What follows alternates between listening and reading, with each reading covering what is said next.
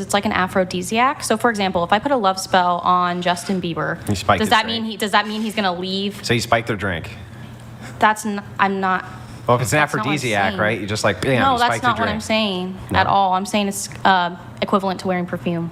It's not. Here's the thing. So if I put a love spell on Justin Bieber, would he leave his wife for me? Probably not. Never say never, but probably not, right? Because there's nothing to build on there. So witchcraft builds on the energy that is already there and already present. So in order for me to effectively cast a love spell on someone else, they already have to have a lot of feelings towards me, and it's just going to naturally elevate that feeling and that communication and increase it. Isn't it awful convenient to think, even from your own perspective, that you could not hex somebody who is famous nor give them a love spell which would actually move them towards the person who wanted them, in this case Justin Bieber, by saying, well, it's due to the energies of the universe, rather than just the logical improbability that Justin Bieber is ever going to leave this really hot woman for this less hot nobody he doesn't know. That's just improbable, right? Yeah, you probably wouldn't leave her. So the thing is like, why pay for love spell? I'm not sitting there and arguing that. Well, so I'm just saying, why should we assume that this in any way works? And it's not just essentially you wanting to believe that it works. Either all of my clients are liars, or maybe there's something to it. And even if what I do does not have any impact, it's not convinced, though, when I have hundreds and hundreds of women coming to me telling me that they have seen differences in their life while working with me. Well, do you think that maybe it's just because you've put it out there for them, so then they're making more effort towards that person? I think that's a factor, A placebo effect? I think that there's a factor to that, yeah. I think there's a factor. I think it's kind of $100 for placebo. It's kind of the same concept as manifestation, where if you don't put work towards something, it doesn't matter how well you manifest. However, you can put a manifestation out there, you still need to work towards that manifestation. So then you personally aren't actually doing something. You're just like, hey, this has happened, now you can go do that. I'm naturally putting it in the universe, and now it's happened. Essentially, yeah, I'm building on the energy that's already present and already there. But on your website, Nick, could you pull it back up? So you offer there's a section that says love spell. And I wasn't meaning that. I was generally asking. I was generally curious. No, you can ask as many It's the one just right next to it. It's called love spell. So you can show it. Pull it up. Okay. Pull up the site. Okay, so click on love spell. Book today. Custom love spell. Love spell. Actually, wait. Hold on. Before on that previous tab, it just says. So sorry. Go back. Go back, Nick. No, you can show it. You can show it going back. Well, I hit the arrow. Oh, there should be a button on the mouse that's like a back button. Okay. Okay. Well, can you scroll back down to it, please? Okay. So it says, get the love life of your dreams. But that seems like a bit bigger of a representation than just it already elevates Building an on. existing Right. thing. But then it also says, love spells increase. Oh, can you click on it? Yeah. What the? Love spells increase communication, emotion, and will aid in helping you get your specific person and love life you deserve. If there's a third party involved. Okay, spells get done within a week. Book if you want more communication, are in no contact, want an ex back, want them to desire and think of you more. Well, no contact Where's the building on that? would seem to indicate On the that. prior connection. That they don't want? Do you ever... If they don't want it, then they're not going to come back. It doesn't matter. You can So that's like in the fine print? you can cast 100 different spells if that person has no intention of coming back. But it's kind of like a thing of like it's more me But giving wait, a little. But why nudge. pay for it? Yeah, Yeah, do you Why give a pay for refund it? if it If doesn't they happen? want you, why the need for the love spell? Because it adds to the energy that's already there. But then you're taking somebody else's free will away. But And if then you're the fine having print, no you're not taking contact, that. how is So there even energy there? if they don't want that contact, that means they don't want that contact. That means they don't want that. Well, there's a lot of different situations why two people could be no contact, and it doesn't necessarily mean that both Wait. parties never want to talk Generally to each means other that they again. don't want contact. Okay. I have a question. So, let's say a girl, like the guy is like hesitant to get intimate, but he likes her, she likes him, and they're like, okay, she likes her. Sorry, he likes her, she likes him. I don't think we should be off. Okay. I can have some of my popcorn. All right. Be okay. So he likes her, she likes him. He's maybe been a little hesitant to get intimate, right? But he likes her. And the girl wants, like, she's thirsting for this dude. She's down bad. Wants a ring on it. No, she wants to fuck, right? Would you cast a spell to further along the sex? Probably not. I don't really like getting into that kind of situation. That sounds a little. I don't really want to what be if she involved. didn't But that's tell the you? connection. She wants the intimacy. Yeah. I would build off of the emotion that's already there. I would, maybe throw a little bit of energy towards what she's asking for, but yeah, I've never been asked to do that personally. Do you send people proofs that you actually did the spell? Yeah. How? I take photos and videos of the spell, and then I send it to the client, and then I have them update me, tell me how things are going, and then from there we can develop a plan. Because it occurs to me that you could sell a spell and then just never do the spell, and then they could just say, hey. That's what I was gonna ask. They could just say, hey, I had this result, and you're like, awesome, sucker, right? Yeah, I mean, I don't do that, but if it doesn't work, can you get a refund? No, but I have it stated that it's not 100% guarantee, because I can never 100% guarantee results. What I'm doing is not an exact science. If it was an exact science, it wouldn't be witchcraft. And people know that when they book with me. Okay. And they're okay with that. Oh, it's just increasing the likelihood of something happening. It's not like 100% guaranteed, if that makes sense. Yeah. Thank you for asking. Yeah, no, just curious. Yeah. So you've said you dated a huge drug dealer when you were 16? Yeah. What kind of drugs was he dealing? Coke. Okay. Weed. You said you've been in extremely toxic relationships. Yeah. If you don't mind speaking on, I think we maybe have spoken on them a little bit. Yeah. You've had sugar daddies. Yeah. Do you currently have a sugar daddy? No. I had 2 sugar daddies, and I cut them off when I started getting more serious with my current relationship. Mm-hmm. How many sugar daddies total have you had? Probably like 4 or 6, around that. Yeah. Okay. Yeah. And what were the ways in which they were giving you sugar, like, or giving you money? I don't know if that's the right. Well, I did have to do a lot of things when I was like 16 because I was like homeless. I don't want to get into that, but I'm not going to get into that. But the other 2 that I had recently were, one actually bought a love spell from my website, hit me up, and I was like, okay, send a photo of the person you want me to put a love spell on, and they sent a picture of me. And then I was just like, okay, I'm not casting this, but hi, what's up? And then they just bought me like a lot of like rave clothes and stuff like that. They bought me a lot of different outfits, stuff like that. It was. Did any of your like, sugar daddies ever just send you money? Here's yeah. $200. $100, 200 here and there. I had one guy who we play 8-ball over iMessage. This is kind of fucked up. I was like 17, or no, I was like 19. Yeah, 19. When I lost, I'd have to send him nudes. I just would go to Pornhub and I would just screenshot and crop out the face, and I would just send it. And I got a lot of money off of him doing that. And I'm not necessarily proud of it, but that's total fraud. It was like I'm not proud of it. I'm not sitting here and being like, wow, that was a great thing for me to do. But people. Yeah. By the way, Durn Dolls, thank you for the gift of 10 subs. Okay, so any other girls here had a sugar daddy before? Any sugar daddies? You've had a sugar daddy, right? No, actually. I'm sorry. If you're going to speak, you got to scoot into the table. You got to do it into the mic. No, I haven't. I just started doing all this, but just set work and OF. Okay. Life on easy mode? Sugar daddies? I don't think there's a lot of like male wizards, like 23-year-old male wizards who are like just racking in like female sugar daddies, you know? Yeah. Yeah. You guys both scoot in. Yeah. Warlocks. Yeah, I got you. Warlocks, excuse me. How long were you in the high demand Lutheran religion? Like when you were younger? Like when did your parents or family get out of that? I think I was about 13 when I convinced them to like go to a non-denominational, and then we were Christian for like a few years. I think I fell out of Christianity probably when I was around like 15, I want to say. I was atheist for a little bit. My dad's never been religious. My mom's like an avid, I think she's still Christian. I don't really know. We're not in contact, but yeah. And how long have you been doing what you're doing now? About 4 years. Yeah. I found spirituality when I was like 19. So I've been practicing spirituality, witchcraft itself, about 3 years. Yeah. So I started with like manifesting and that kind of stuff. You said that your ex-girlfriend was a DJ who put you in psychosis. Yes. What does that mean? So that was why I kind of got into spirituality. I was dating this girl, and I was like so in love with her. And we broke up, and she told me like, okay, if you really work on yourself, we might get back together. She was super into something called starseeds, and it's like the belief where you're an alien. No, it's not the belief you're an alien. It's a belief that you reincarnated from like other planets. No, it's not even that. It's close. What would you consider the starseed belief? Because that's how she described it. And that was my experience with it. Starseeds are an impacting of alien consciousness directly into a human being. Yeah. So you are born the seed of the stars. Right. Okay. But that's why, of course, they can't match up DNA or things like this because it's all consciousness bullshit, right? Right. So she got me heavily down that pipeline, down the twin flame pipeline as well too. And it was during like 2020 as well too. So everyone was stuck inside. So I just really So you guys were just fueled. playing like a big game of who can believe the craziest esoteric bullshit, or what? Yeah, I was really in love with her. So I was So you really, gotta be a I was Star Wait, but literally, how did you? So you were in love with an alien.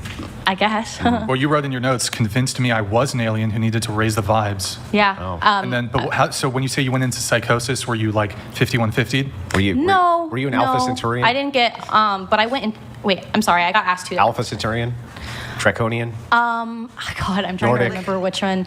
I think. Yeah, I'm trying to think of which one I identified as. I'm not. Which one's the one that starts with an L?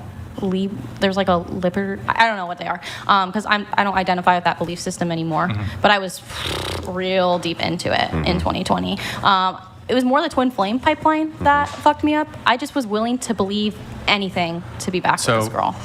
The whole twin You flame said she thing. put you into psychosis, though. What does that mean?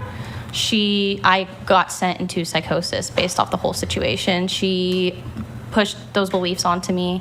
It was just a really, really like toxic situation, and I ended up spiraling really, really badly based on those belief systems. So I guess it's more. I guess I should have worded it better. She didn't necessarily put me in psychosis. It was more the belief system. But that dynamic that me and her had put me into psychosis for a brief moment of time. Okay. It took me a while to like really find myself again after that whole situation. All right. You said after we broke up, I ended up working for a work cult to try and get her back.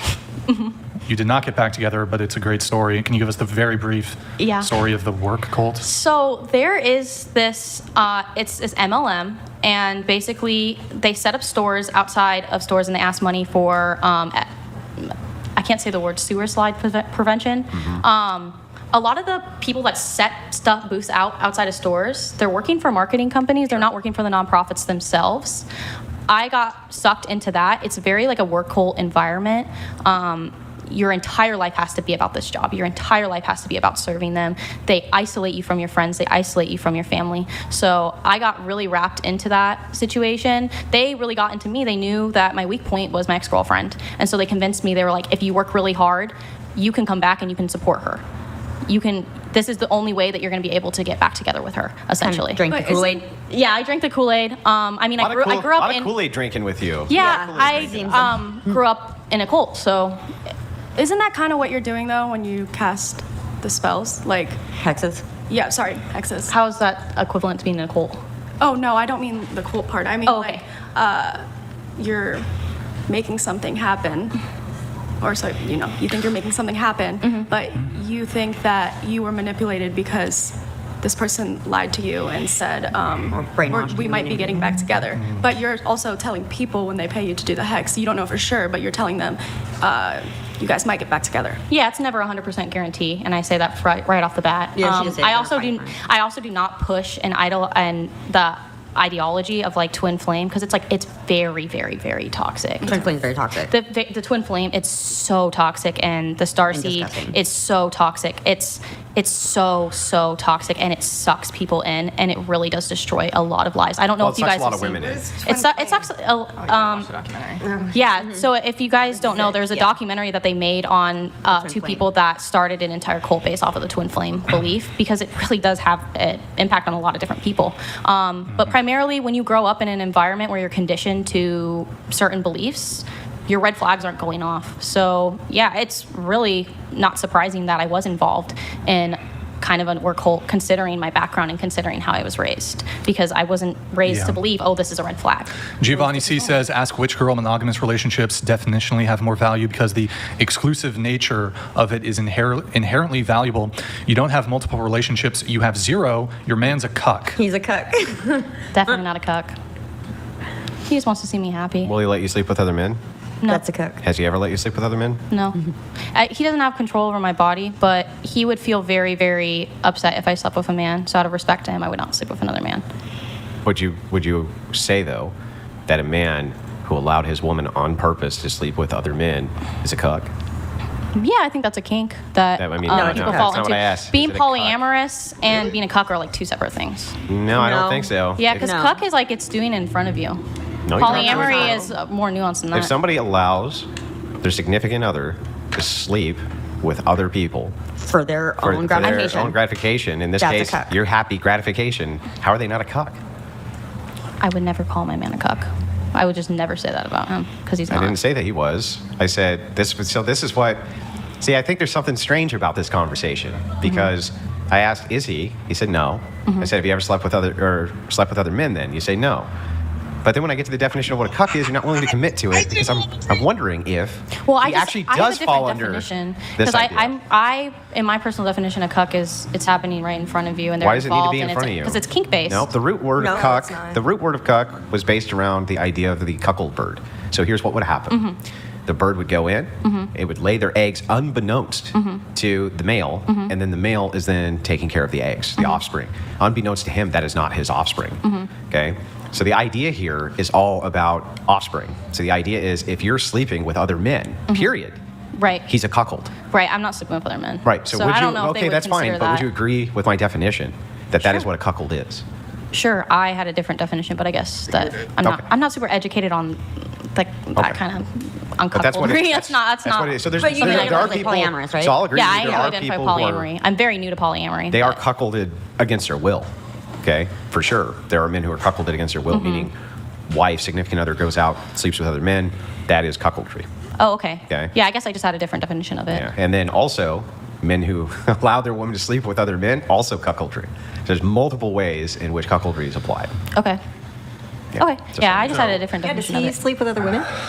He's allowed to. We made things exclusive about 2 months ago, so for right now we're keeping it closed. But when we live in the same city, I'm honestly okay with him seeing other women, as long as it's not having a detrimental effect on our connection. But that's just me personally. I understand it's not for everyone. You said that you're new to polyamory. How new? This is technically my first polyamorous connection. I've always kind of wanted to explore it, but I've never had the opportunity. I've always been with people who are very monogamous. No, I don't want to even explore that. So this is my first experience really exploring that. Polyamory is actually built relationships with multiple people. With sleeping with other people, that's just kind of swinging. I want a girlfriend. Unless somebody has an own, I have to move it on. So is there an own coming? Or? I just wanted. I'm sorry. I just am curious with your history of constantly being in cults and seemingly, and my heart hurts for you. Truly, hearing these bad things that have happened in your life. Have you stopped to question the move that you've made into polyamory when you've constantly made poor decisions about cults and cult-like things? Yeah. How do you not see a red flag in this behavior? Because I don't think joining a cult is the same thing as being in a polyamorous connection. Did you think any of the cults you joined were cults, though? No, and Well- the first one I didn't join, I was born into That it. was me, yeah. But how is polyamory is not a cult though? Any? It's Wouldn't you say any ideology which is foisted on you as being good for you and isolating you is cultish? I'm not being isolated by polyamory. No? No, my relationship is not isolative. He's actually Yeah, I'm not sure that I would consider it a cult either. I'm just pointing out that. Yeah. Well, Okay, so that's the extent of your notes. I guess the last thing here, I noticed the shirt that you're wearing. Do you care to explain? I just thought it would be funny. My friend who wanted to come on here, she watched a couple clips and she was like, I'm not going on that podcast. I don't like them. I don't agree with them. The only way I want you to go on this podcast, she made a deal with me, and it's not because she has control over me, but she was like, I'll only allow you to go on that podcast if you wear the shirt that I buy you. And I was like, okay. But that's not control. No, because it's a joke. She wouldn't actually keep me from going on the podcast. Right, But you wore the so- shirt, Yeah. so. Yeah, so that's the Yeah. explanation as to how you came to be wearing the shirt. Yeah, I just not thought it was really, funny. Not really interested in that. More interested in actually exploring what it's trying to communicate. Is that your position? No, not necessarily. I just thought it was not? funny to wear. It's not your position? No, I don't think we should ban free speech in general. I think everyone should have the opinion. I do think there is considerably too many podcasts. I think that a lot of people buy a microphone and then start a podcast. What's wrong with that? I guess there's nothing wrong with it. It's just, it's very oversaturated. What would, But if you're your on a friend was here? podcast. I mean, they weed I am them. honestly, They weed, yeah. It's just like everything else in the market. Yeah. They weed themselves out. So Yeah. the best rise up, and then everybody else just kind of goes by the wayside. Yeah. Well, so it seems like your friend perhaps has more objections than you do. I suppose if she was here, what would she say? About what topic? About banning male About podcasts. banning the podcast. She said something along the lines of, I'm not going to go on that podcast because... She's very misandrist, I would say, overall. She's And very, you're very... best friends with her? Yeah. Best friends with a misandrist? Yeah. Do you consider yourself misandrist in any capacity? No, I think we disagree on a couple of topics. I think it's okay to disagree with your friends on certain topics. Well, I suppose, but But I don't know. I would you Well, be? how can have a she lot be of Miss very Sanders if she's negative. your best friend? I have very, very negative, What? very, very negative experiences with men. She's had extremely negative experiences with men, and I think that she's reacting to a lot of the experiences that she's had. And it's not my place to sit Yeah, here and so- tell her her beliefs. Right. Let me ask you a question. So, Just want to make sure. I get this right. Just real quick. Can you tell me what a misandrist is? She does not like men. Just hates them. Yeah. Okay, and you don't fall under that boat. No. At No, all? I love my man. I'm very deeply in love. I've never loved a man like this before, though. I honestly thought I was a lesbian before I met him. I will say that. And I do really, really love him. talking about men in general. I definitely do have like a bias towards men where I do feel a lot more unsafe in the presence of a man than a woman necessarily. But that's based on my personal experience and my personal bias. Okay. Yeah.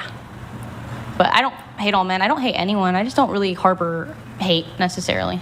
Is there something other than your experiences with these certain men, is there something that as a men as whole that you, I guess, hold to a lower standard? I mean, I think That makes you feel unsafe or less safe? Yeah, I mean, Coming I think from someone who's been assaulted. Yeah. I mean, so a lot of the time, women are very, very dismissed when they are assaulted and when something negative happens to them. They are often not believed. And I'm not even women. Let me just say that. Let me just preface that. Victims in general, oftentimes, are not believed. I would say that. And I think that's a very, very big problem. I would also say that although there is a lot of like domestic violence cases in lesbian relationships, I am nuanced on, I am educated on that. A lot of women that are in DV situations don't survive. There's a lot of women that get killed, and there's a lot of women that experience DV from a male partner. How does that I think generalize it's like very on all old. men? I don't generalize it as all men are evil. I generalize it as if a man is walking down the street, I'm going to feel considerably less safe than if a woman's walking down the street. Because the likelihood of me getting attacked by a man is higher, and the likelihood of me surviving an attack from a woman is considerably also higher. The likelihood of me surviving an attack, if you attacked me, I'm probably not winning. If you attacked me, we can maybe tussle, No, you you know. beat the crap out of me. It's all good. I don't know. I don't know, but I would have a better chance at defending myself against a woman than a man overall. So you said It's just that the perception of that. Yeah, You know. it's like fear, And I guess maybe it's trauma, It's but I guess it's a lot of trauma and a lot of fear, curious. and I think a lot of women experience that, and I think a lot of women feel very ashamed to speak out about it. you said that your friend had bad experiences with men, and this has made her perhaps have a bias against men because of her bad experiences. You also said that because of what you know about men, you'd feel less safe around them at night, for example, or if you're crossing the street. I mean, one, will you at least acknowledge that while you may statistically, I'll just grant that there's basis for this. Is it still sexist to just like approach things that way? Is it sexist? I think it's more of a survival instinct. I think if Okay, you're well, but is it sexist? Let's say it is a survival instinct. Is it sexist? no, I think it's a survival instinct. So let's change men for. To females. You're mostly with females. Let me just before. let me have the back and forth, please. Yeah. So Yeah, go ahead. why don't we change it to race? So speaking hypothetically here, if I had poor experiences with a member or a few members of a racial group, and because of these poor experiences, I am now, in all instances, when interacting with said racial group, I have hesitation, I feel uncomfortable. Would this be racist? No, wouldn't racism be. would be if you acted on it. If you're not I am acting acting. on I'm it. avoiding communicating with them.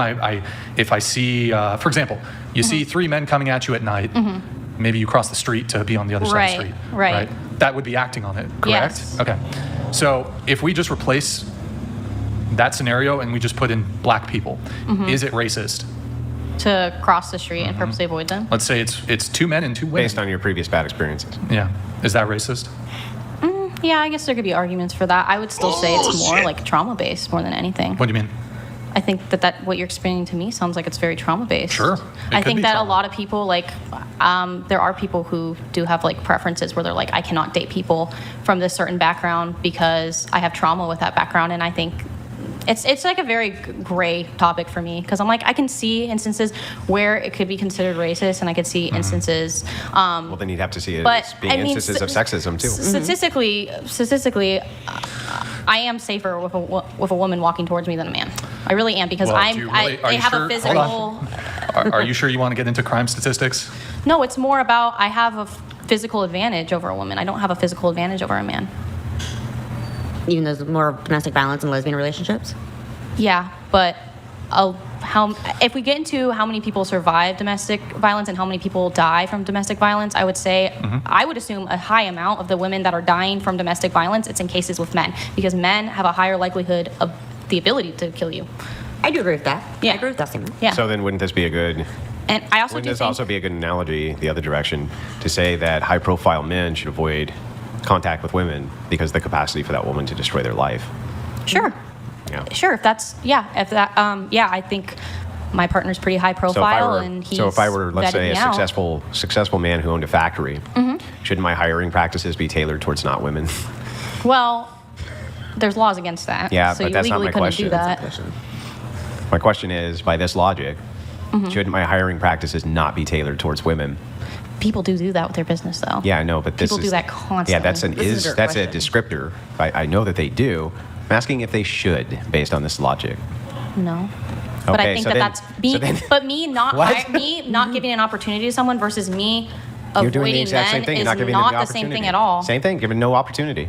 What opportunity are they giving by me walking down the street? So what? near So what's them? going on here? What is you go, opportunity okay, are they there's three of giving? you, or even one of you, right? Hello, man at night who's walking towards me. Mm-hmm. You're not giving him the opportunity to demonstrate he's not going to do anything to you. You're No. instead taking the choice. I'm not even going to take the chance by crossing the street. Right. How would that logic not apply to the factory owner who doesn't want to hire women? Because that's completely different. That is giving a job and an opportunity to someone. The opportunity I'm taking away from the man walking down the street is the opportunity to harm me. Yeah, This is a that's what they're survival. doing. Factory man's doing the They're exact taking same away thing. their opportunity to harm them. Same thing. I guess. I would avoid anyone walking down the street, but I would especially avoid a man walking down the Right. street. So then I would hire anybody, but I would especially hire men over women. Okay, and people do that. But do you think they should? I think you're entitled to do what you want to do with your business, although the law would state that that is incorrect. Yeah, I know what the law would Right. say. I'm asking about. So there's Morally, you if and you, can I agree think that you there's should tons be of able to laws that are hire immoral, whoever you right? want to hire for your company. Okay. It's your company. So it's rational to you that if men said we don't want to hire women because they pose a greater threat to us just by them being in our vicinity. that is their decision for their business. However, that will have repercussions, obviously. That's going to cause riots. That's going to cause disagreements, and that could be very detrimental. I personally, from a business standpoint, I wouldn't recommend doing that because that's going to have a negative impact. I mean, on do your you think if business. it were legal tomorrow for men to exclude women from jobs if they owned and do own these factories, don't you think that they would? Some maybe. I don't think all would. Why would I'm all not saying do that? all. I'm asking if a lot more would than now. No, Yeah, I think they would. I think they would. Why? Women Because cause I a lot don't more think that problems they in the want workplace than men the do. idea of women around who could potentially ruin their life or damage their company Mm-hmm. through the fact that they can get false witness, false allegations. They kind of already do that though. Because when the you, law when says you- they have to. Okay, here's the thing though. If I apply for a job, Mm-hmm. they can say, "Oh, we don't want to hire her for this reason," legally. They could decide to not hire me because I'm a woman. They just legally cannot say that. That happens all the time. Sure. It's like a very, very common issue. But you forget the other side of the coin, which is the incentives, where they say you need to have quotas, or X amount of your clientele needs to be female, Mm-hmm. or things like that. There's those laws as well, affirmative action for women, which say you have to have X amount. Mm-hmm. So the thing is like, can you imagine if I made a law that said, well, you have to walk by X amount of women. You have to. Even though your perception is they could hurt you. You say, well, statistically, they probably wouldn't. Would that be good enough for you? Why would I take that chance? Right. That's my whole point. Why would a man take that chance if he owned a factory? Why would they take the chance? Why wouldn't they just go, fuck that, I'm not doing They that? really don't. They don't take the chance a lot of the time. This is like a big issue. Unless they're forced by law. Yeah, and even then, there's still ways around it. People always find ways around. Yeah, but it's not as easy. You could be penalized. Companies are penalized. Yeah, There's and problems that's which happen. But why you can they imagine, decide not to. Yeah. I don't get penalized for not walking by a man across the street. Right, I but don't my have point- any repercussions. My point for is that. imagine if we had a law that said you would get penalized if you didn't walk by X amount of men on the street. Wouldn't you ignore the law? Yeah, I would. Yeah, and that's why I think that men are justified in ignoring a law saying that they should hire women if they don't want to. Okay, I am fine with that. I'm not hired by a man. I believe women should work for themselves. I fully support women. Well, I mean, not every woman's going to be able to do hexagrams and shit on people, right? No, but I fully support women-owned businesses Mm-hmm. because I think we need more of them. Should we give incentives for that? Make laws tailored towards that? Not necessarily, no. But I think we can advocate for that, and I think I personally boost brands and boost content creators that are women for that exact, because I want to give them that opportunity. I want to give them that platform. Okay. Yeah. But you don't think that there should be laws that force men to hire women, right? It's all bad, right? Because they're just protecting themselves by your logic, right? I don't think that it's the same thing. I think we're Yeah, having, I don't see where you made a delineation Lol point Paladins here. donated Seems like it's exactly the same $200. thing. It's I'm not the protecting same thing at myself all. from a It's perfectly statistical safe to problem. hire women. Just never ever ever let yourself be alone with one for your own safety. Yeah, it's a That's his safety point. concern. That's his That's point. the point, exactly. Okay, Earthquake.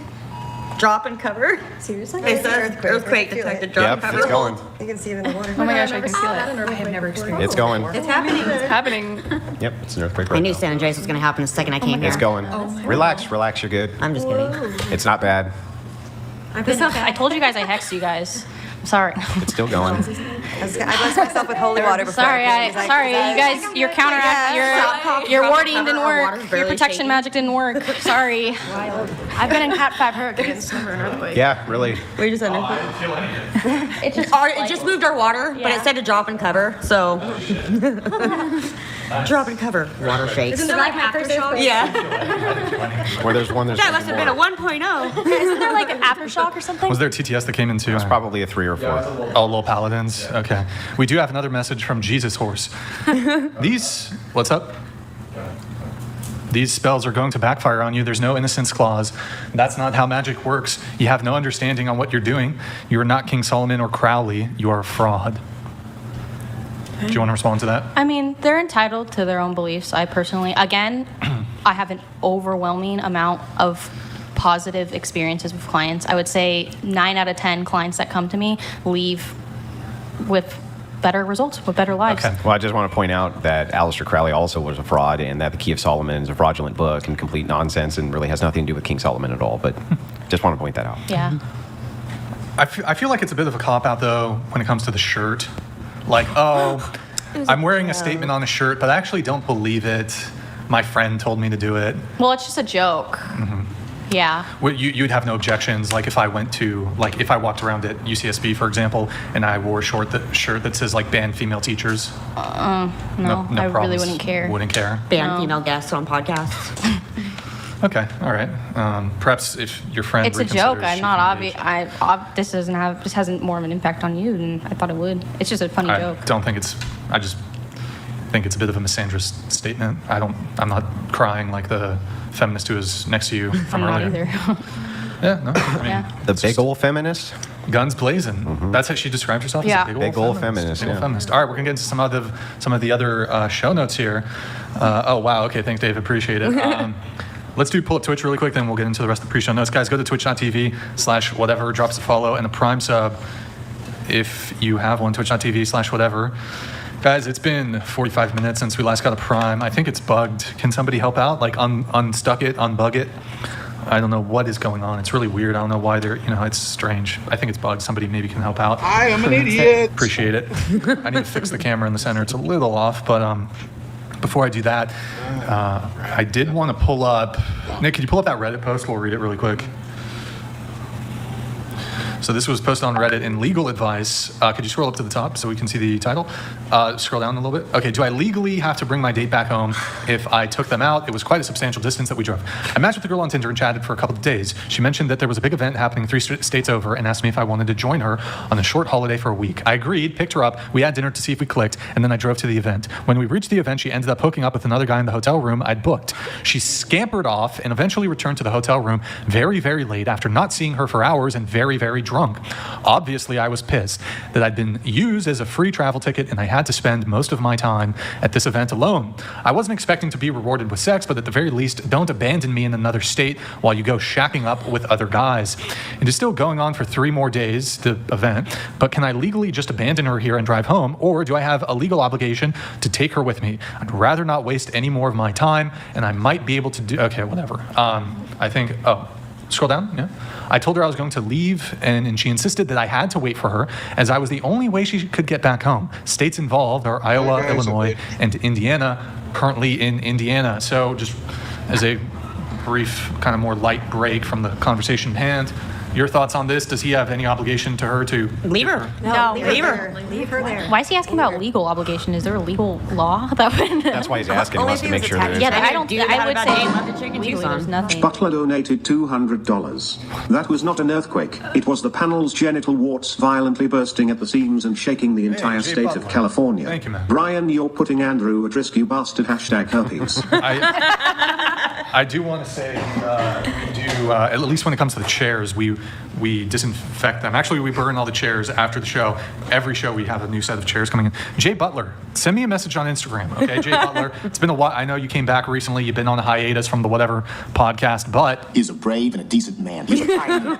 shoot me a message on Instagram, man. I need to talk to you, bro. We're gonna get you hooked up on our Discord. So, thank you. Okay, let's get into some of the other notes here. We have Kayla. That is me. You're a Christian, single mom, single for 9 years. Within that time, you had one night stand that led to an adoption.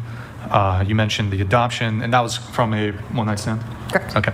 You say, I've never had a hoe phase by typical standards and no relationships in my adult life, aside from my ex-husband. So no hoe phase aside from the one night stand pregnancy. I've had a few discretions since my divorce. Okay. Nothing that, all of them Yeah. one night stands, nothing that was like a relationship. Yeah. It's kind of me giving into the world saying like, go get it, girl. So I went and got it and then instantly regretted it. And you said unique. Yeah, you already said this. I got pregnant off a one night stand, gave the baby away through adoption. Relationship with ex-husband, uniquely sad, you think. But did you not want to get into that, or? I can't get into my ex-husband's relationship with my like daughter, details? but I Okay. can talk about my relationship with my ex-husband. Yeah, you said the common story of a girl with low self-confidence staying with the wrong guy with a few extra twists and turns. Yeah, so if you want to give us kind of like the plot synopsis version, go ahead. So I met him when I was 18. I moved to Maryland when I was 18. I went there for... Pull the mic a little closer. I can move it? Yeah, you're good. Okay, so I moved to Maryland when I was 18. I went to culinary school, so that's what brought me out there from Indiana. Oddly enough, he just said he was in Indiana. And I met my ex-husband when I was 18. We worked at Bob Evans together. I pursued him.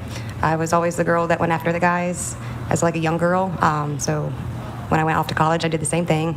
And we broke up a few times because he thought we were not puzzle pieces that like met each other, like we weren't meant to be in his opinion. But I kind of kept pushing at it because, again, low self-esteem, you kind of find what you think you're supposed to be finding and you kind of cling on to it. And at the time, that's what he was to me. And he wasn't a mean guy. He just wasn't a guy that loved me. And so I would sit there for years just doing all I could to prove to him like how wifely I could be, how solid I could be. I worked on my own. I lived on my own. Like we were together for 8 years and we didn't move in with each other till 6 months before we were married because he wanted to make sure I was a solid person, a whole person on my own before we could be whole people together.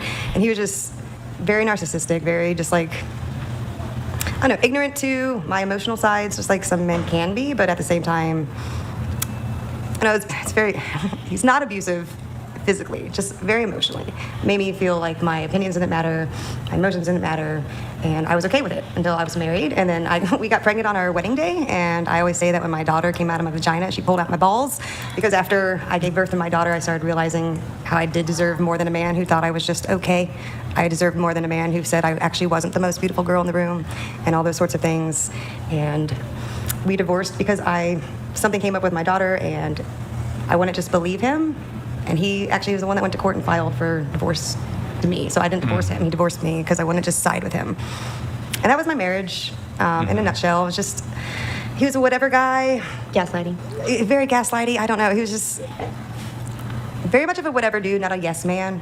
So we lived a life with no amenities. We had no credit cards. We didn't own anything extravagant. We weren't allowed to have cable in the house. We didn't have the internet because it was... Sounds great. I mean, I currently actually still have no internet or cable in my house because once you remove yourselves from that addiction, you realize how frivolous it is, and it's also an extra $120 in my pocket. Right. But when you're in a relationship with someone who says like no to anything besides food, house, gas, job, it was very limited in life, and I just lived in that for a long time. It was kind of like how people live throughout all of history. Pretty much, Yeah. which I came from a very disgruntled and dysfunctional like family lifestyle dynamic when I was a child. So to me, it was very stable. Like the doldrums of our relationship, looking back at it, yes, it was boring. Yes, there was no like emotional growth. Yes, to a lot of things that didn't happen, but it was stable.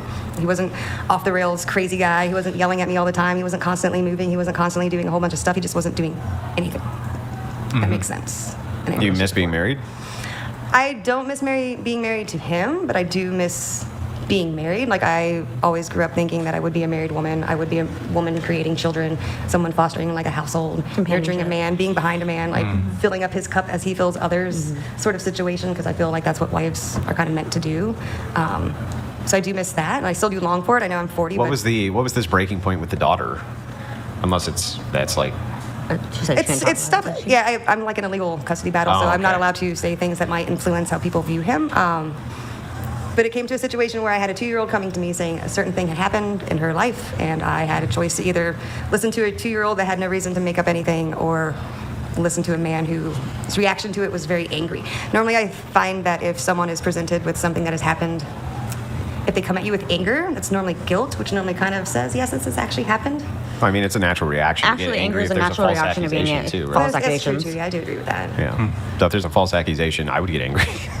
Right? Reactionally, yes, but after I think like months of conversation, going through therapy, if the level of anger never subsides, it kind of it. Okay. Well, one thing on that's interesting to me is, like, if somebody says you did something, maybe you did, maybe you didn't, but then they say if you become defensive, but like, how do you expect people to not defend themselves if they've been falsely accused of something? That's what I don't understand. Like, isn't that the point? Like, you want to defend yourself, but people will use your defensiveness.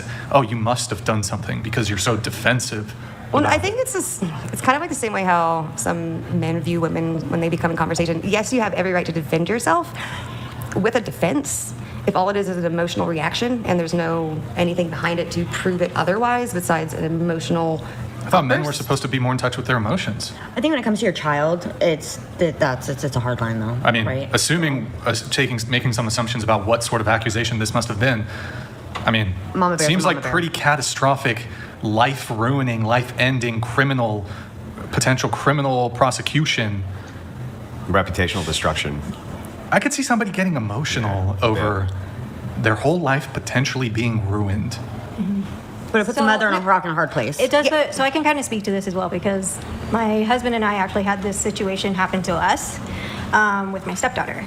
And he was put through the gambit. We had her like on rare basis, and the mother put in false allegations against him that he like brutally beat her. And we had to go through investigators and all sorts of stuff to clear his name. Like, she took it all the way to the DA and all sorts of stuff to have to clear his name, and he was 100% innocent. And it was a really hard time. And and I totally get that. And that's why I'm not even mentioning what it is, because I did not leave him because of those reasons. And we don't need the specifics. The divorce didn't happen because of what had happened with my daughter. And it happened because he filed for the divorce. It happened because he had filed for divorce. But here's so I'm thinking about this as you're talking about. So I'm thinking if somebody brought, from my perception, a false allegation against me to my wife, and my wife believed it, you know what I mean? Wouldn't that would feel to me like the ultimate act of betrayal, right? So as I think about it, I'm like, well, maybe I would do the same shit. Maybe I'd be like, well, this is a pretty big deal, and the fact that you don't believe me and you're supposed to believe me, that's like that would feel like a big act of betrayal. I think that I could see myself doing something like that. You know what I mean? No, and I totally understand it, because and again, not to get into specifics, I tell my ex-husband even still that I don't believe it's not because I'm being vague. It's kind of hard to say, but I'm not even to the point where I'm convinced, and I want to ruin a reputation, because again, it was on the word of a young child saying something might have happened or something did happen, or I was scared of a certain situation. Let's say it that way. That's why I didn't go straight and filed for divorce. That's why I'm not wanting to mention it here. And I didn't even write it down in my divorce papers of this is why it's happening, because I didn't want it to become a false accusation that became something that ruined someone's reputation, because boy howdy, do those things certainly do ruin people's reputations. But at the same time, if in a relationship, if you're saying, okay, especially when you have a child involved, because yes, mama bears, that comes out real hard. It's really hard for us to say, whoa, I feel like I need to protect my child. And yes, I understand, I don't want to. And looking back, I really hate the fact that I had to kind of betray the trust of my ex-husband, and I had to sit there and go, is this even possible? The man who I love and the man who I married, do I want to believe this? And the answer was no, and the answer still is. I don't want to believe that anything like that was happening, or however. Sure. But I still have to sit back Yeah. and say, well, this is how it affected my child, and this is how it's going on, and I have to do the best for her. But again, I didn't really necessarily want a divorce, and he was the one that filed for it because I still was wanting to work through the matter where he just wanted it to just stop. And that's what led to divorce. It's just like, and I get it, Yeah. but at the same time, I couldn't just turn off my needing an answer. Okay. Yeah, You said- there's nothing wrong with you like asking questions. Yeah. You know, getting to I specifics. felt responsible to ask questions. but- Absolutely. Yeah, so you said, moving on, you disagree on the view Brian and most others have on single moms. So I guess, what is the position that you think I or others have on this? Well, it might not necessarily be your point of view. Sorry, thank you.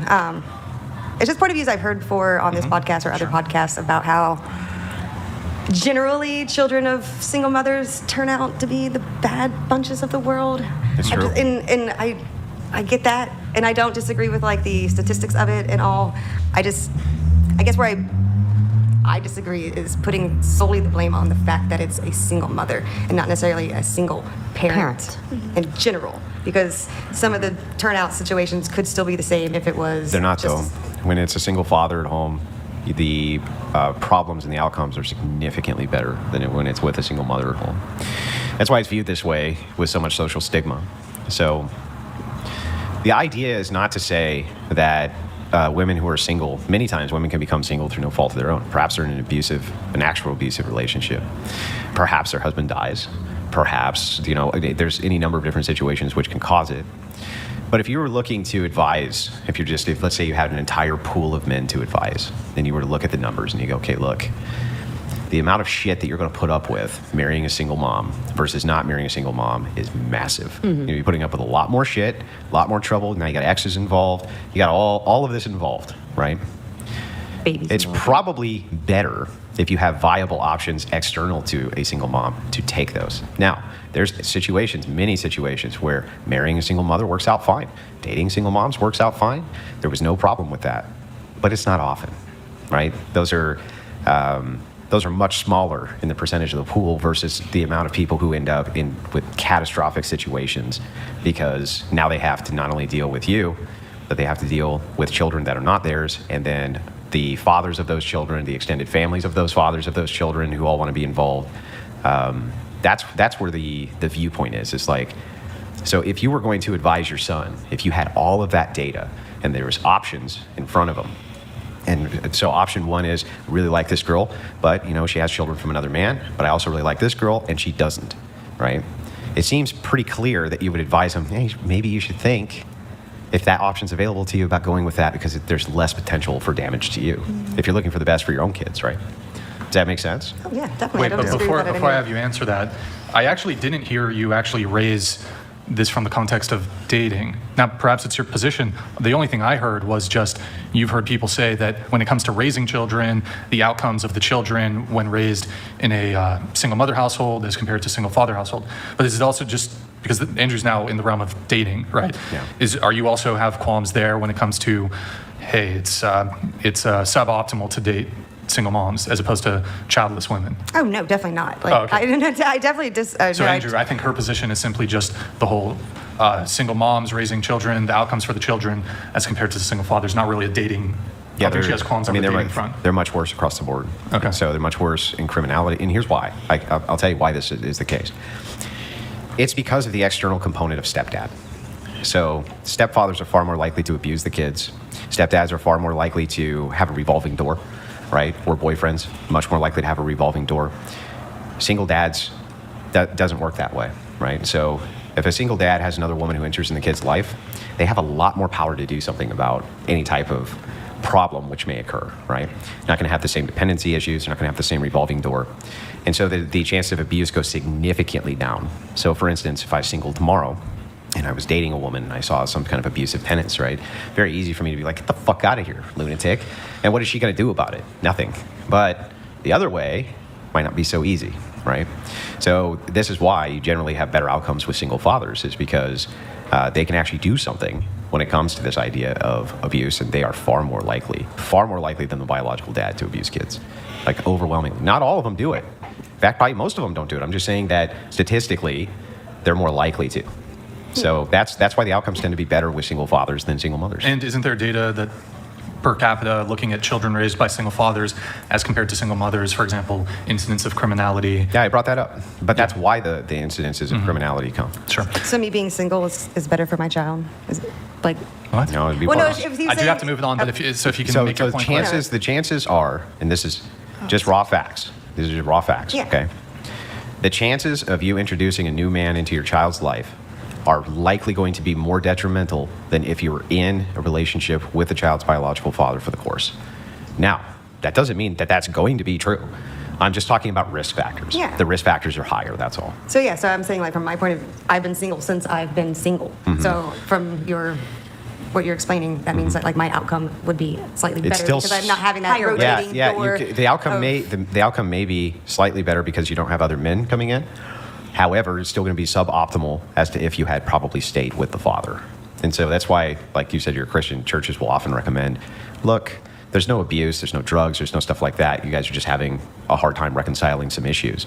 You should probably still stay together to make sure that the kids have the best shot at life. Because after they're out the door, then you can do something different. You know what I mean? Mm-hmm. But that's often why even non-religious counselors will often advise this. Okay. You said also the viewpoint that women are more attractive at 20 than 40. So what was your thing there? I mean, kind of, you asked earlier about if I thought I looked better now than I did at 20. And I understand the whole man point of view about, like, how they look, how when we're younger we look more fertile and we are more, fertile looking as young women. Personally, I believe that women look slightly better. Even men, we look better in that middle of age, somewhere between 30 and 40, when we have more matured features. We slightly don't look so babyish in our faces, not as young, and I just think that we look slightly better, slightly older. I think as women age, definitely their taste age when it comes to comes to men. 100%. Not confident that is the case the other way around. That men aren't still attracted to younger women, because all the data that I've seen most definitely shows that they are. Whereas women, it seems that their tastes slightly deviate. Though they still, from a beauty standard point, still go, okay, 25-year-old men are still better looking on average than 45-year-old the men. men age like fine wine. Like, Well, I think the taste change because of the valuation of different things. They just value different things. Yeah. Men at 45 are still looking at women as vessels and carriers of children. That's what the attraction comes from. So youth is associated with that. Of course, that's why you'd be attracted to younger women. yep. So, I mean, it's not even really that difficult to understand. It's not, yeah. I don't Do disagree you with have that the at all. study, though? Actually, we can bring No, it up. no. You can go to, if you want. I mean, I think it's You can actually go to societal understanding. A of really it. good place to source a lot of this data, especially on the abuse in the home. You can go to my wife's Substack, Rachel Wilson, and you can check. I mean, she's gone through and compiled huge amounts of data just to kind of go through these one at a time, because she argues with feminists so much. Probably the best anti-feminist debater in the world.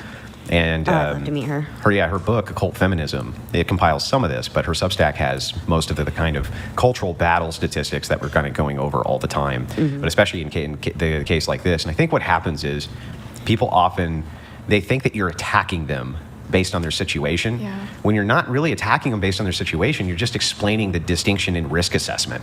You're like, look, if I'm going to advise somebody, if I were to tell a man, right, is it a good idea in 2024 to get together with a single mom if another choice was viable? The answer is definitely no. It is definitely no, you shouldn't, okay? I would agree with that. And what happens is, because they're in the situation where they themselves are a single mom, they see that as an attack. But it's not an attack. It's just showing, look, this is what is true. It's not the case that it may be true in your situation or anybody's situation. But there is like a statistic here that we can look to, that we can make these kind of general determinations off of based on outcomes. Is there a statistic that you know about two single parents? Honestly, together? the only reason I brought up statistics is because it was just a callback to the feminists who needed the statistic thing on everything. So I need to get through the rest of the notes here. We have Riley. Riley, you have a crazy hookup story? Yeah, I have lots, but I have one specific one. Oh, I have lots, but I have one specific one I'll tell. Okay, so one time I met this guy at the beach, and we decided to hook up, and there's not much to it. Anyways, he kind of had like an offensive sense of humor, which is fine, like sometimes that's funny to me, but we were hooking up, and he said what I thought was a joke, but it turns out it wasn't. He asked me if I wanted to role play as Helen Keller. Helen Keller wasn't real. She was not. No, she was not real. she was not real. And I laughed at that. And he like got mad and like put his hand over my mouth and told me to shut up, bitch, because Helen Keller cannot talk. And he was being dead serious. Oh, fuck.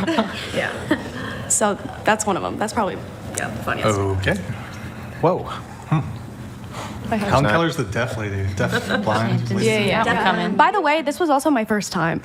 So What? it was. Wait. Like, first time having sex? Yes. No. How long did you know the guy for?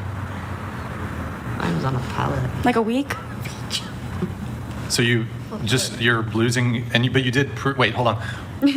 Was it before having sex he asked you to do this, or you guys had sex? No, like while we were having sex. Mid-thrust, Yeah. he wanted you to be Helen Keller. Yeah. Did he know you were a virgin? Yes. What the fuck? Jivanik donated $200. Mrs. Catholic, what's the catechism say about beach hookups and Helen Keller roleplay? Well, I don't like. I only say I'm Catholic because when I was born, I was baptized and my family is Catholic. But I don't necessarily like practice or believe every single thing. But so are you Catholic? Are you religious? Do you believe in God? I believe in God. I'm still trying Are to. you a Christian? Yeah, I'm still trying to figure it all out. I'm trying to figure it out right now. Are you on a journey? I guess so. I'm on a Adventure. journey. You're on a journey of self-discovery? Yeah. I definitely do believe in God, though. And wait, how old were you for the Helen Keller virginity story? 17. 17. And was this like somebody you went to school with, or you were on vacation? No, I was at like my friend's birthday party, so kind of on vacation, and I met him at the beach and we hung out, and then How old was he? he was also 17. Okay. And then we like started texting and I went back out to see him, and that's when it happened. But is this one of those things where he was just trying to be funny? No, I thought so, but no, he wasn't. He was very aggressive with it. 17-year-olds are role-playing I Helen did, I Keller? left. What the fuck? God damn, bro, they get started early with the crazy shit. What the fuck? I'm not really sure how we even It's a very weird got role into play. that, Damn, bro, Could've got a nice fucking schoolgirl or something. 17-year-olds doing some crazy shit. but yeah, no, I just Fuck. I had a similar. God damn, save that for your experience. 20s at least. What the fuck? Maybe your 30s. I don't think that should ever be happening. Yeah. Wait, you don't think what? I don't think anybody ever needs to role play Helen Keller during sex. I wanna guess try that's it. fair. No, but you can't. Wait, so because- like you met this, but you hung out with him before, right?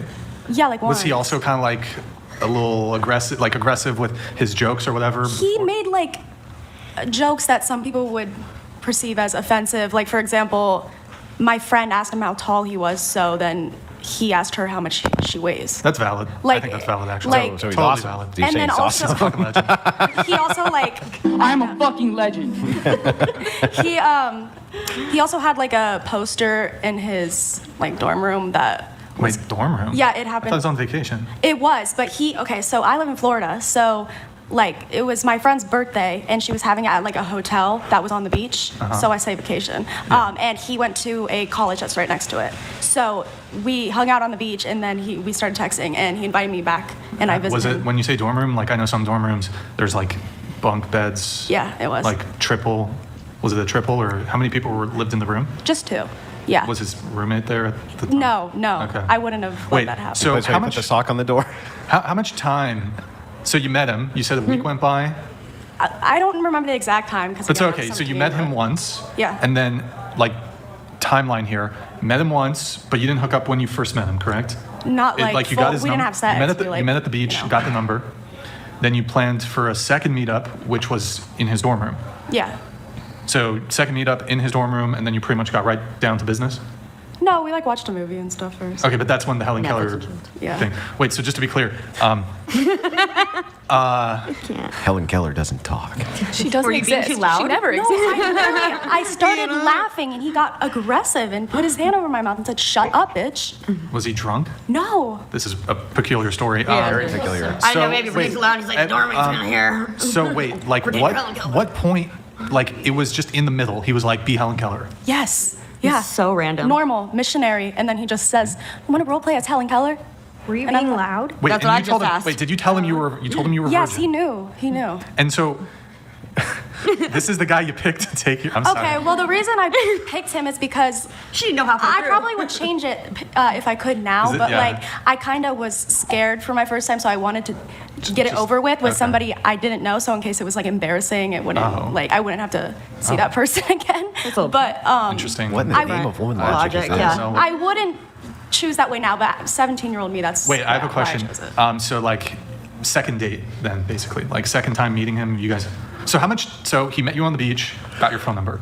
He approached you, or you approached him, or how did it work? He approached me, but like he had a friend with him at the time we met, and then like him and his friend ended up hanging out with me and my friend whose birthday it was. Like right then and there on the beach. Yeah, and then you got exchanged like, numbers. Well, yeah, we like went up to my friend's hotel room. We like played like Cards Against Humanity, and then like when he was leaving. So how much he time did you hang out that first time? probably like 5 hours. 5 hours, and then you went over to his dorm, watched a movie, and then Got Helen Keller. Yeah, Helen Keller. And I'm just curious, like, so I mean, that was when you were 17. You're 23 now. I'm sure you've had other. 22. I just turned 22. Wait, are my notes? Oh, sorry, my notes got all out of order here. 22, excuse me. So just turned 22. I'm sure you've had other dating experiences. I'm just curious, like, because you said I just wanted to get out of the way, losing it or whatever, the virginity. Were you making like subsequent men wait to have sex? I don't know. I don't understand the question. Like, the why were you trying to get subsequent- over with The it? subsequent men that you hooked up with, I'm assuming you have hooked up with subsequent men. Like, would you make them, some women make men wait for sex? Would you make them wait for sex? Like now? Like who I'm Just- seeing now? Sure. People that you've dated, like after that, have you made them wait? I mean, I do that now because I feel like I value myself a little bit better nowadays. So like, now I make them wait. But like back then, like right after it happened, no, I was kind of going through like a phase. Right. So when you say now you make them wait, what does that look like? Like I would never like have sex on like the first date, or like I don't make them wait like a long time. I'd probably say like 5 dates. Did you have any like 5 dates. Okay. relationships prior to losing your virginity to him? Like any boyfriends? Yes, I So what did. made you want to like get it over with and lose it with the random rather than with the boyfriend that you were dating before? Well, I don't Like, were even you know. scared Like of I sex? was, That's a good point. I was a little bit scared because Were you talking during the? That's what I asked. asked her that. That's what we were like, were you being too loud? Yeah. Like doormates, he's like, "Ugh." Sorry, continue answering their thing. it was normal. Like Okay. he just randomly said it Those to are- me. So random. Yeah. Because someone in the chat said maybe she was just like talking a lot. And No, I swear I was not. Just I feel like most virgins aren't like doing dirty talk. And also, I understand jokes. Like my sense of humor is offensive, so like I understand when it is a joke. Sure. And this was not a joke. And so you're currently seeing somebody, or Yeah, but we're not like officially together. how long yet. have you guys been talking or whatever? A year, but like off and on. Whoa. Okay, hold on. Did you make this guy wait? Yeah. Is he still waiting? No, he's not. Okay. I thought you said you've been single for 2 years. I am. But you've been seeing this guy for 1 year. Yeah, but we've never been official. Like we've never like put a label on it. So you're just But you're having exclusive. you're having sex with him. You're dating. Sometimes. Are you sleeping with other men No. You're dating. during the 1 year period? I have Have you like slept when. with other men while you've been in this 1 year period with Yeah. Yes. him? Okay. Not only one other guy. How long? Wait. So how long did you make this guy wait? Yeah, I think it was like 5 dates. And then what about that one other guy that was in between? Yeah, that was like the first date. I don't do that anymore. Wait. But that was like the first date. This is what sometimes is kind of crazy. But that was also just for a hookup. Like I wasn't trying to like meet somebody to Furthering date the when I was doing stereotype it. of all Catholic girls. I don't get this thing of like, okay, I don't actually have any qualms when it comes to sleeping with someone quickly. If it's just a hookup, of course, do it right away. But then the guy that is worthy of something longer term or continuous or even a relationship, he gets to wait. That's always confusing to me. And Well, the I other didn't, confusing like, thing to put me a- is like, as a guy, look, you're free to do whatever you want. You lose your virginity within 30 seconds of meeting some total fuckboy, and then the next guy who comes along who you want a relationship with, I suppose you can make him wait 6 months.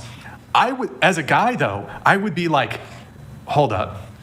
The first time you ever had sex, you were a virgin. And the expectation there would be, well, the first time you have sex, there would be almost an expectation that would be the instance in which women choose to wait a longer period of time before having sex is when you lose your virginity. But that women are doing this shit like in reverse almost. Like you lose your virginity just randomly. Yeah, I can't explain my 17-year-old logic. Like I said, fine. I'm not like Hey, that anymore. That's fine. I just would be like, if some girl told me, by the way, Brian, I lost my virginity within 30 minutes of meeting some random dude on the beach who said some weird shit to me while we were fucking. But for you, Brian, now that I don't have my virginity, I want to wait till date number 5. I would just be like, I don't necessarily say like we have to wait. What? I kind of like. I would kind of flip that question around on you though. Are you going to value a woman more, like date wise, if you meet her and she fucked you the first hour, Exactly. or Honestly, if I you went don't- on a it couple has- dates and like you felt like she had a little bit better morals? Are you more likely to end up dating her and staying with her I because you don't- respected her a little bit more? Exactly. That's what I'm. So that's yeah. I would kind of flip that question on you. So in this specific situation, you had a woman who's a virgin here who slept with the guy relatively quickly. It has really no bearing. Well, I'm talking on- about just like her dating one with the year and Right, the length but of so years. while I do think the quickness and rapidity with which somebody sleeps with you could be a marker for their promiscuity or past promiscuity or their body count, it doesn't necessarily, like if a girl sleeps with you quickly, it doesn't necessarily mean that she has a high body count or she's promiscuous. Correct. It could just be that. But she probably does. No, actually not necessarily. It could be a greater Attraction, indicator. yeah. But I mean, for me, I don't have any qualms with hooking up relatively quickly. Like you wouldn't it wouldn't No, it devalue wouldn't. a No, woman I think keep in they're- your mind as far as how quickly she No, slept because- with you, like whether you were dateable or not. No, I don't think it would have. It certainly wouldn't have No. any impact on my. Yeah, from all the guys like I've experienced going out with, like they usually don't want to date you if you have sex with them the first time because then they think you're like dirty or something. That's They don't want to just turn a hoe like- into a housewife. Yeah, that's what I've heard. I can't speak for every man, but that's usually what I hear, and that's kind of why I've like, because I wanna get married someday, and I want a husband, you know. So I'm trying Well, to. I mean, but so here's the thing, though, is that typically I don't think men are going to do this game where they're going to. So they're going to do. I don't think men are going to do this test. So it's like they're going to do a test where they're going to attempt to sleep with you, and if you do sleep with him, you have failed the test. And had you not slept with him, he would have otherwise pursued you for a serious and long-term relationship. I don't know if that's like a thing a guy would do, is to I don't think employ a that'd be the test. initial- I don't think that would be initial. I don't on think that they're front. like purposely Yeah, doing that, purposely but doing it, like yeah. just. Guys have told me that. I don't know. It's better. I don't to think they protect- purposely You can do it, protect though. yourself a lot better. Isn't with this what like she's the doing, idea though. of conquest? Isn't the idea like I'm just going to go get another notch in the old belt, and it's not to pursue, and they'll lie about it, right? But it's also They'll like, be a like, man yeah, doesn't I want turn you, a hoe into a I want housewife to have either. a long-term relationship with you, baby. I promise. Yeah, but they're less I likely promise. to lie 5 dates. I in a promise, row honey. I than just really one do night. love you, and then they just like Yeah. ghost you, never talk to you again. But they're likely not going to That be doing definitely anything. happens. It definitely happens, but I would say like what To you're doing protect makes a lot of yourself. sense because guys who have the intentions of just sleeping with a woman are oftentimes not going to go on 5 dates with the same woman. They're oftentimes going to want to seal the deal I don't know. That sooner. runs contrary to a lot of the stories I've heard from the women here, where they're like, one chick was like, the guy went after her for a year, and then the second he got it, he was out. Yeah. Just like that. Dang. And it's I don't know. So I don't know. Well, I think that's like the I would exception, say but that's like an anomaly. Throw and it behind. me and Brian have some disagreements in this arena, right? Which is good. But I would say that a really big indicator, and I think most men would agree with me, and most women, that a big indicator of female promiscuity, if she sleeps with you immediately the first night, probably a pretty good indicator. But I mean, we have an example right here. She was I also a have a virgin. low body Her count. I just want to point that out. It's But low. she was a virgin. Her body count was 0.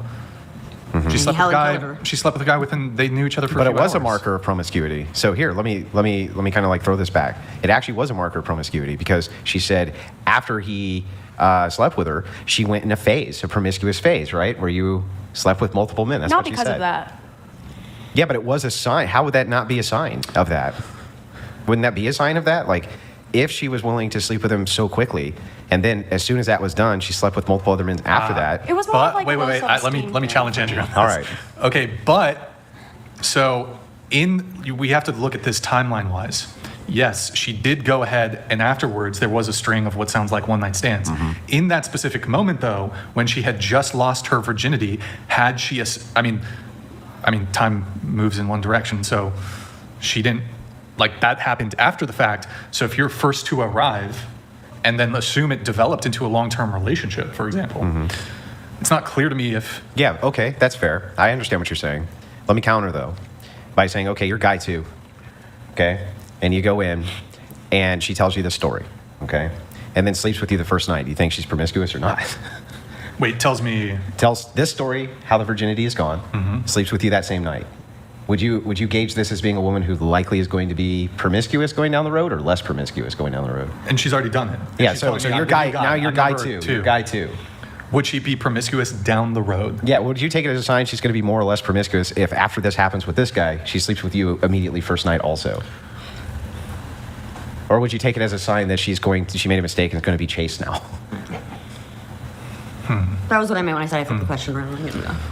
Yeah, like I said, this is not how I act anymore. I was 17 during this. Yeah, I'm sorry we're talking about you like you're not here because we're totally having a sub-argument and just using you as the focal point. I'm sorry about that, but it's because we're trying to rationalize it, that's all. I don't... it would... I mean, certainly it is a bit more promiscuous than if I was the first one. If I'm number 2 and I'm hearing the story, losing your virginity within hours of meeting. Yeah, I'm just saying there wouldn't be a number 2 without number 1, right? Because otherwise you're number 1. Right. So why would it feel more promiscuous with number 1? So I'm just saying it still would be a sign, I think, of promiscuity. Even if a virgin gives it up within 6 hours or whatever, that would be still a sign to me of promiscuity. Yes, before that, not promiscuous.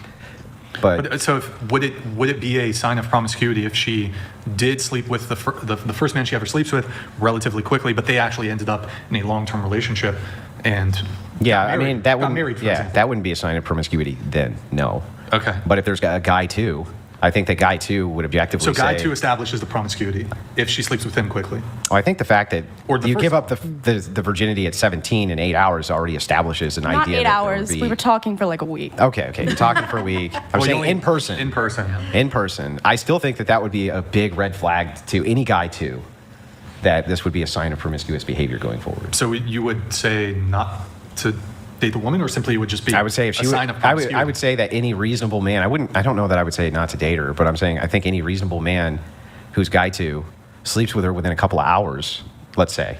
This is all hypothetical. Again, I'm sorry, but sleep with her after a couple of hours, right? Sure. I think that he would definitely, if he heard that story, go, okay, this chick, she's gonna, you know what I mean? She gives it up real quick to a guy. I think that they would establish promiscuity from that, yeah. He would hit it and quit it? Why the double standard, though, too? Because we value different things. But why not a woman view the man as the same I don't know. way? Well, I do know why women don't view it that way. So, this why is not? Why shouldn't it be a red flag for us as well? Because, I think it should be. I think it should be good, I'm glad. a red flag for women if you have a promiscuous man, but it's not. In fact, what I hear is the story of if other women don't desire him and he's not sleeping around, I'm less attracted to him than if more women desire him, then I'm more attracted to him. That's what I hear more than anything. Yeah. For men, I hear the exact opposite thing. If she's out there sleeping around, I'm totally revolted by it. Those. And so it seems like there is a double standard. I don't know why, but I do agree. Well, yeah, I tend to agree with you that promiscuity in men and women, bad. Totally against my religion. Well, I think in the men aspect of it, it comes down to spreading your seed, right? I think you can make I think you can make a good evolutionary argument for this, yes, and that the reason that men tend to stay somewhat revolted by promiscuous women is because of paternal establishment. Correct. So they think, if you're only sleeping with me, your babies are going to be mine. Right. And I know that for sure. Right. And so I can understand. Now, I have a different worldview than that, but I think that it's plenty acceptable for most people to at least be able to rationalize this way. Yeah, we all get our periods sinking so we can all get pregnant at the same time. Wait, coming back to this, Andrew. Okay. Coming back to this, Andrew. So, yeah. Spread them seeds. Well, so if I can just play a comparison here, because I think this sort of stemmed from my qualms about, you lose your virginity relatively quickly, but now you have this new standard of I'm going to wait 5 dates for new guys. But I would feel a type of way as a guy if I knew that she lost her virginity, but now she's making me wait 5 dates. I'm not telling people that. I guess I just you just did. I don't go on a date with a guy and be like, hey, guess what happened? But then there was this guy. You've been, despite seeing him for a year, you guys aren't boyfriend girlfriend yet. It's not clear to me if there's a component of monogamy. It's not. If he asked me to be his girlfriend, I would. Have you asked him? No. There I'm is. scared. I mean, that should be on you, to be honest. Are you guys monogamous? I mean, I'm pretty sure he's seeing other people.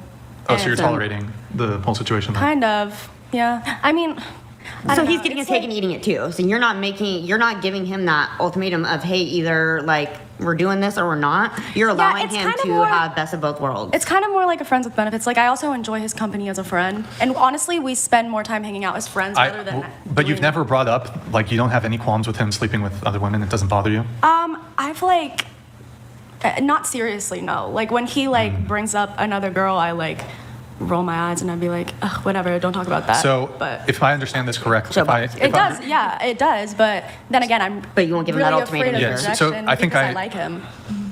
I think I understand. Exactly, I know that. Hang on a second. Yeah. I think I understand the situation a little bit.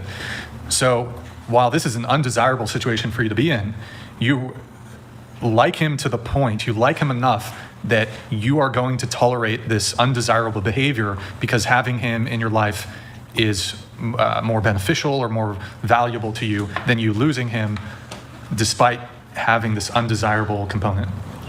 You're too far from the mic. I don't do good like when things are awkward. So I don't want like he's also a good friend of mine. So I don't want to ruin our friendship By sleeping with him? I think that bus has left the depot, right? I don't want to like because I know if I tell him like that's how I feel, then it's gonna be like awkward if he says no. But I still want to be his friend, like because I enjoy his company. So I know that that's like kind of my own faults. And like I've been trying to get better about that when the situation is like not beneficial to me. So I'm aware of it. It's just a matter of This situation is completely not beneficial to you in any way, shape, or form. I know. I mean, yeah, I know. So a couple things. So you said at one point you did see another guy. Yes, and he knew about that. Was he fine with it? Yes. Cuck. No, he's not. He's not. So. No, he didn't like say, "Hey, not go a cuck, sleep he just with doesn't another give a guy." shit, Yeah. right? He just doesn't think He of you just as doesn't really anything, care. but, yeah. Well, I think you need to like take that at face value. Yeah. Like what's happening to you. 'Cause Yeah, he doesn't no, care. I guess that's true. to Brian's point, I would actually like to hear an answer to this question because Brian, he basically stalemates the board with this. Fucking pisses me off because I don't have a great answer to it, right? I don't feel like it's a checkmate, but it's a stalemate. So Brian says this, and this makes sense to me. Okay, so in your early years before you got to me, you were sleeping with everything that was around. And now you get to me and say, I really, really like you and hated all those guys, but you have to wait. From the perspective of the man, that's pretty brutal, right? That's a pretty brutal thing to say. It's like, you like me, but I have to wait to experience this. But these other guys you didn't like, didn't have to wait, can make that make sense, right? Well, and I there's actually haven't heard a great answer yet for this. I feel like a woman would be trying to do that to try to create value for herself in his eyes. If she had done this before, but is like trying to change her ways and show this to him, that he would value her more and be more likely to date her rather than, oh, I can just hit it and quit it tonight and never talk to her again because maybe she's really into Brian and really wants him to value her and see the worth in her, so she's trying to change her way in that way and have him value her that way. I don't think a woman, by withholding sex, has ever negotiated her way into a long-term relationship by simple virtue of her withholding sex. Because I think what would either happen is that if he's interested in you and he'd be inclined to have a relationship with you, it's not clear to me if having sex with him will prevent him from still wanting to pursue a relationship with you. I mean, that's some guys been. it will. But then wouldn't it that's just just be a preference. manipulation tactic? Could be. So isn't it a false? But this is where he stalemates it and why it pisses me off because of that answer, right? So that answer is what it creates value for me in his eyes, right? Okay, but if that didn't, would you still sleep with him the first night? And the answer is, well, yeah. It's like, so then aren't you faking virtue? And that's when Brian says She doesn't want to sleep with him on the first No, night. no, Let but him finish. Let him finish. But hang on. So what Brian says here, right, as frustrating as it is, because I don't have the great response to this, how's that not faking virtue?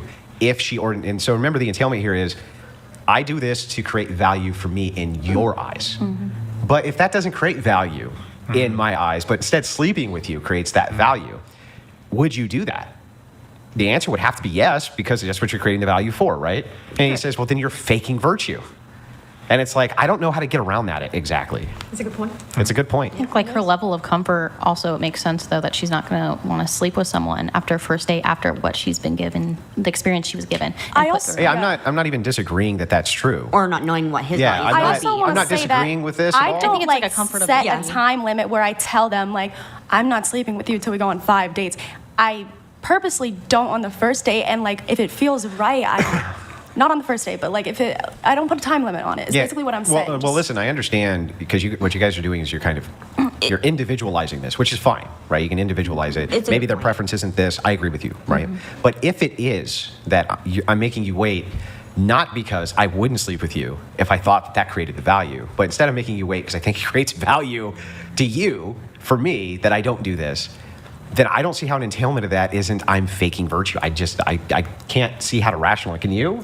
The only thing that makes me think, the only way I can rationalize it a little bit, and I don't even think I agree with it, I'm just trying to like put the pieces together in my brain, is if you are going out with the intent to prove the virtue to yourself and not the man.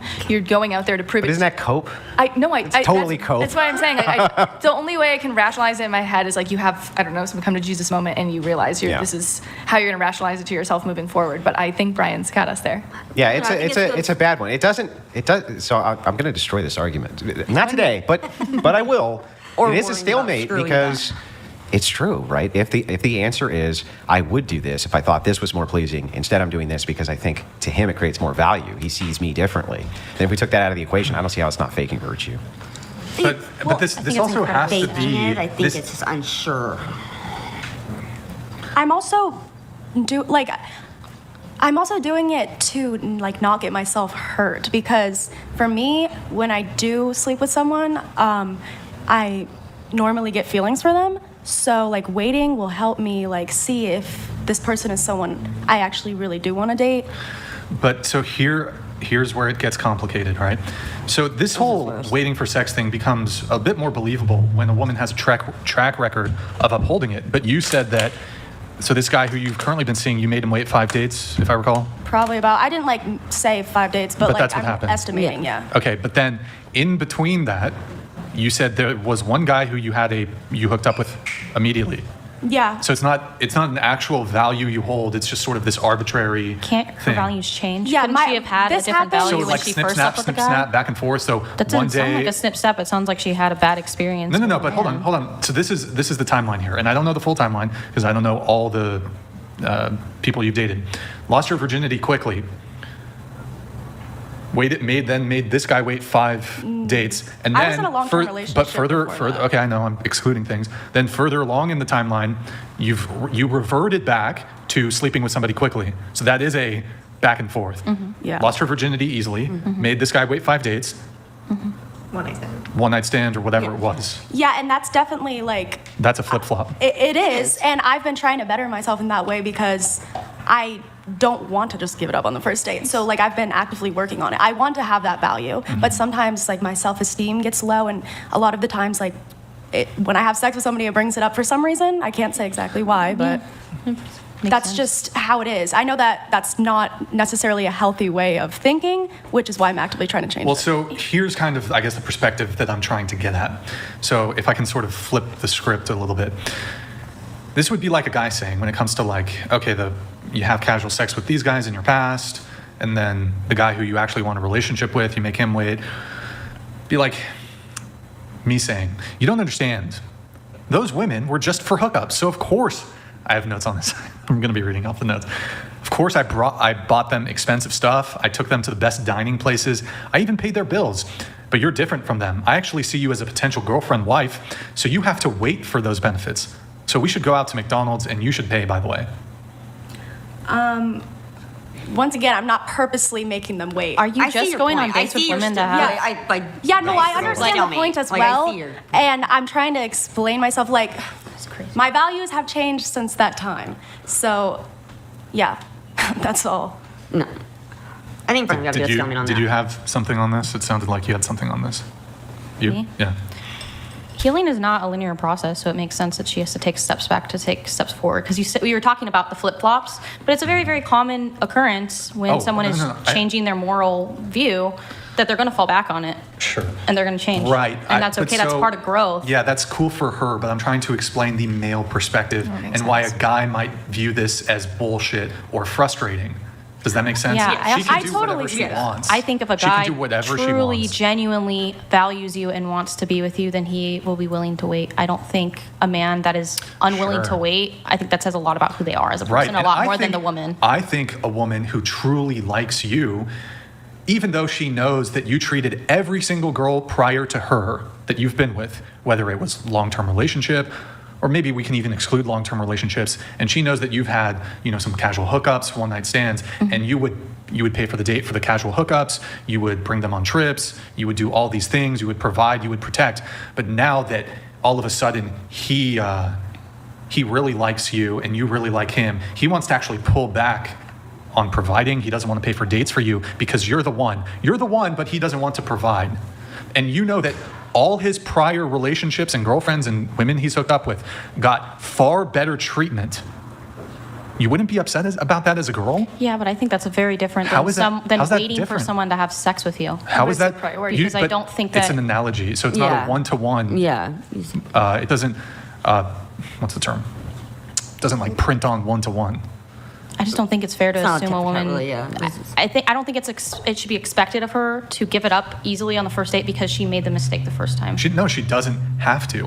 I'm just sharing the guy's perspective Yeah. here. I and feeling- understand the guy's perspective. Because I'm bi, I date women. If a woman came to me and told me her story, my first thought wouldn't be, man, it's so unfair that I don't get sex right now. I would think, that's so awful that you went through that. I'm so sorry that you Who's experienced saying that that trauma. something awful? Let's wait for that. Who's saying that something awful What she happened? experienced was kind of Abuse? awful. You think it was no, abuse? I've never said that. She had Don't a put words in my mouth. Quirky hookup. Yeah, I didn't get situation. any trauma or anything. I from mean, it was. That's it not wasn't- trauma. It wasn't an ideal She first time. she had consensual I know, sex. but it Why was- are you trying to paint it like pathologize the situation? I'm not pathologizing the situation. I mean, you have a tendency to do that, but go on. Do not. You're saying What what? she This explained to woman me has seemed like abuse. it sounded like overall from what she explained, it was not an overall positive experience. It's not how I personally. It's not abuse if you'd had I never said it was negative abuse. experience. I never said it was abuse. I never You once said trauma. abuse. Yeah, you can get A trauma ne- from something that's not abuse. So like having a like. I think that having like, a regretful I don't want to hookup, speak. I don't want to having speak a- for hold her on, and hold say on, I do not have trauma from Having this. Yeah, I'm not It was speaking weird. for her. Let's say she really regretted it. Is Yeah. that trauma? No. No, and actually, having shame is a very good thing in society. We've lost the ability to have shame about things that are shameful, and you cannot grow and you cannot learn without shame and regret. I agree. That's exactly why I've been trying Exactly. to change. It's so. okay. My entire point was to not speak for her and whether her experience was traumatizing or not. My entire point was if I heard from a person that I was interested in dating that they had prior negative experiences and they said, because of my negative experiences, I want to wait until the fifth date, I would respect that. I would not see Okay, any as problem long with as that. you're totally fine if a man had a negative experience and you're saying that the woman is not allowed to feel a certain type of way if she finds out that a guy that she's dating treated his exes in this sort of way, bought food, bought gifts, paid for dates, took her on trips, whatever it is. I think that's like a very common thing. I think a lot of guys with their first loves, they do over pour and they do over gift and they learn from that situation and they do take steps back and they do pull back. And I think that's a very healthy response to being taken advantage of. And I'm not sitting here and saying her situation, she got taken advantage of. What you're explaining is a man who got taken advantage of by their first love. So as a result, now going into their next relationships, yeah, they probably are not going to be going all out again because they're trying to protect themselves. And I think that's a really healthy response. I think what she told me, it seems like she's having a very healthy response and learning from a mistake. Except you're including one component in here. I'm not saying in these scenarios, hypothetical scenarios, that the woman mistreated the man. Okay. I'm not saying that they had a bad experience because they did these things, right? Okay. By getting a woman gifts, paying for dates, etc. Okay. I'm just saying a woman might feel like, hold on, does she really care, or excuse me, does he really care about me? Because in all his other relationships, he did the most for his girlfriends. Am I just like sex to him? Does he not really care about me? Because in all his other relationships, he did XYZ. I'm not getting XYZ. Am I less important to him because of that? What's going on here? So you would feel less important if a woman lost her virginity within 8 hours and wanted to make you wait 5 dates? I would think it's a raw deal. I understand. I get more what you're saying now. I get more what Brian's point is. Like he has got a stalemate there.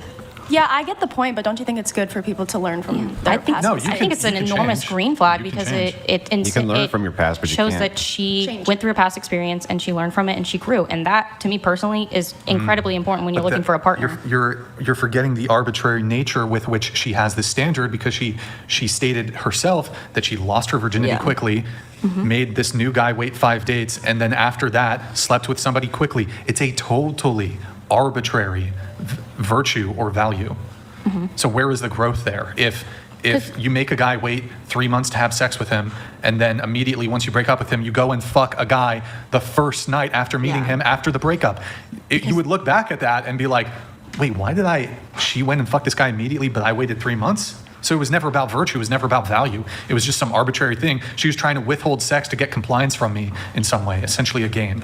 Fake virtue. No, I genuinely wasn't trying to do that. Like, I was genuinely trying to be better for You don't myself. think you were? Okay. Just wanted So just so you understand, and this is that thing I was talking about earlier, where sometimes when you're talking about a situation, I think, it's directed at me. It's really not directed at you.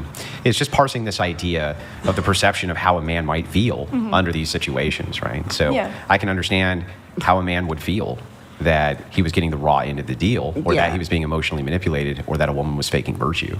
I can understand. Whether that was your motivation or not, I just assume it wasn't. I'm just explaining that from the male perspective, I can understand why they would think that. I can understand. I can understand that more. Anyways, let me read a couple chats here. We have William the Mars. Thank you, man. One of the most valuable things a woman can give to a man is her purity. Once that value is gone, it's gone forever. Okay, Billiam, appreciate it. Thank you for the super chat. Thank you. Gone forever? Is it gone forever? I don't know. Thank you. All right, appreciate it, man. We have a lot of chats here. You're not you can't get you're not getting the hymen back. You can't get the virginity back. Okay. Props again to Blue Shirt. Wait, did I already read this one? Props again to Blue Shirt for visiting her child. She put up for adoption. W woman, angels are rejoicing over you and your child. When is the Coomer Gremlin going to be allowed on? Andrew is a heretic. What's I think he's talking about Destiny. Okay, Giovanni. I don't know. Maybe eventually we'll get him on. All right, we have Lol Paladins here. I did like how you softened the blow of heretic with Coomer Gremlin. That was good. Bad logic, Andrew. You just heard a perfect example of a woman that was willing to sleep with a man within an hour. Her body count was 0. This is why men prefer younger women, easier, less baggage. Yeah, but I actually brought that point up. Wait, why would that be gross? Yeah, wait, why is that gross? Restate the comment. That sounded really gross. Okay, I'll pull back. You said that men prefer younger women because they have less baggage. Yes, that's a gross thing to say. No, gross Gross to target younger women because they have, it's predatory. It's extremely predatory. How's it predatory? And to target younger women because they have less experience. So that's something that like abusers and groomers purposely say they look for victims. They look for people that are less experienced. So this is the feminist loaded language. So you earned that green in your hair. Yeah. So you use the term targeted, predatory, right? Yes. So couldn't I just say that women target wealthy and successful men and they're predatory for targeting wealthy and successful men? Yeah. Or is it just the reality, the sort of evolutionary biological reality that women tend to be attracted to men of status, men of means? There's a couple reasons there. One, a guy of high status could have certain benefits to her and her children, right? So why is that any different than men preferring a younger woman who would be a better partner because she's not a better partner because she's younger. She's just easier to manipulate. That's genuinely a thing that happens. I could actually make this like other very, argument. very often. Actually, so I could make another argument. So a woman who's, say, 33 and still single, she is perhaps, because of the time clock when it comes to pregnancy, look, you can get pregnant well into your late 30s, 40s. I can actually just make this argument about easier to manipulate. A woman who's a little more pressed to get into a relationship, she's easier to manipulate because she's like, time's ticking. Yep. And I can manipulate, hold on, let me make the argument. Okay, I can manipulate her better because she has a greater desire. Desire. No, there's better partner because she's not a better partner because she's younger. She's just easier to manipulate. That's genuinely a thing that happens. I could actually make this like other very, argument. very often. Actually, so I could make another argument. So a woman who's, say, 33 and still single, she is perhaps, because of, the time clock when it comes to pregnancy, look, you can get pregnant well into your late 30s, 40s. I can actually just make this argument about easier to manipulate. A woman who's a little more pressed to get into a relationship, she's easier to manipulate because she's like, time's ticking. Yep. And I can manipulate, hold on, let me make the argument. Okay. I can manipulate her better because she has a great... That example also sounds like you're a gross person. That example Not is not less gross. Does not make him sound like gross. But you're saying... You're making him sound predatory. But you're saying well, by he's saying virtue that of this somebody's... person is purposely manipulating a woman that No, is he's not close. manipulating anything. I'm saying... He used the word manipulation. No. You made the claim that younger women are easy to manipulate, but I could say that... They are. Right, but... Hold on. I am making the argument that you could manipulate somebody at an older age for other reasons. Yes, that's also disgusting and predatory, but also Right, so that's also not an overwhelming problem in our But society. why do you jump to the Neither is conclusion? age-gap relationships. Why do you jump to the conclusion that a man who wants... I got hit on considerably more by older men when I was 16 than when I was 18. Interested in talking about...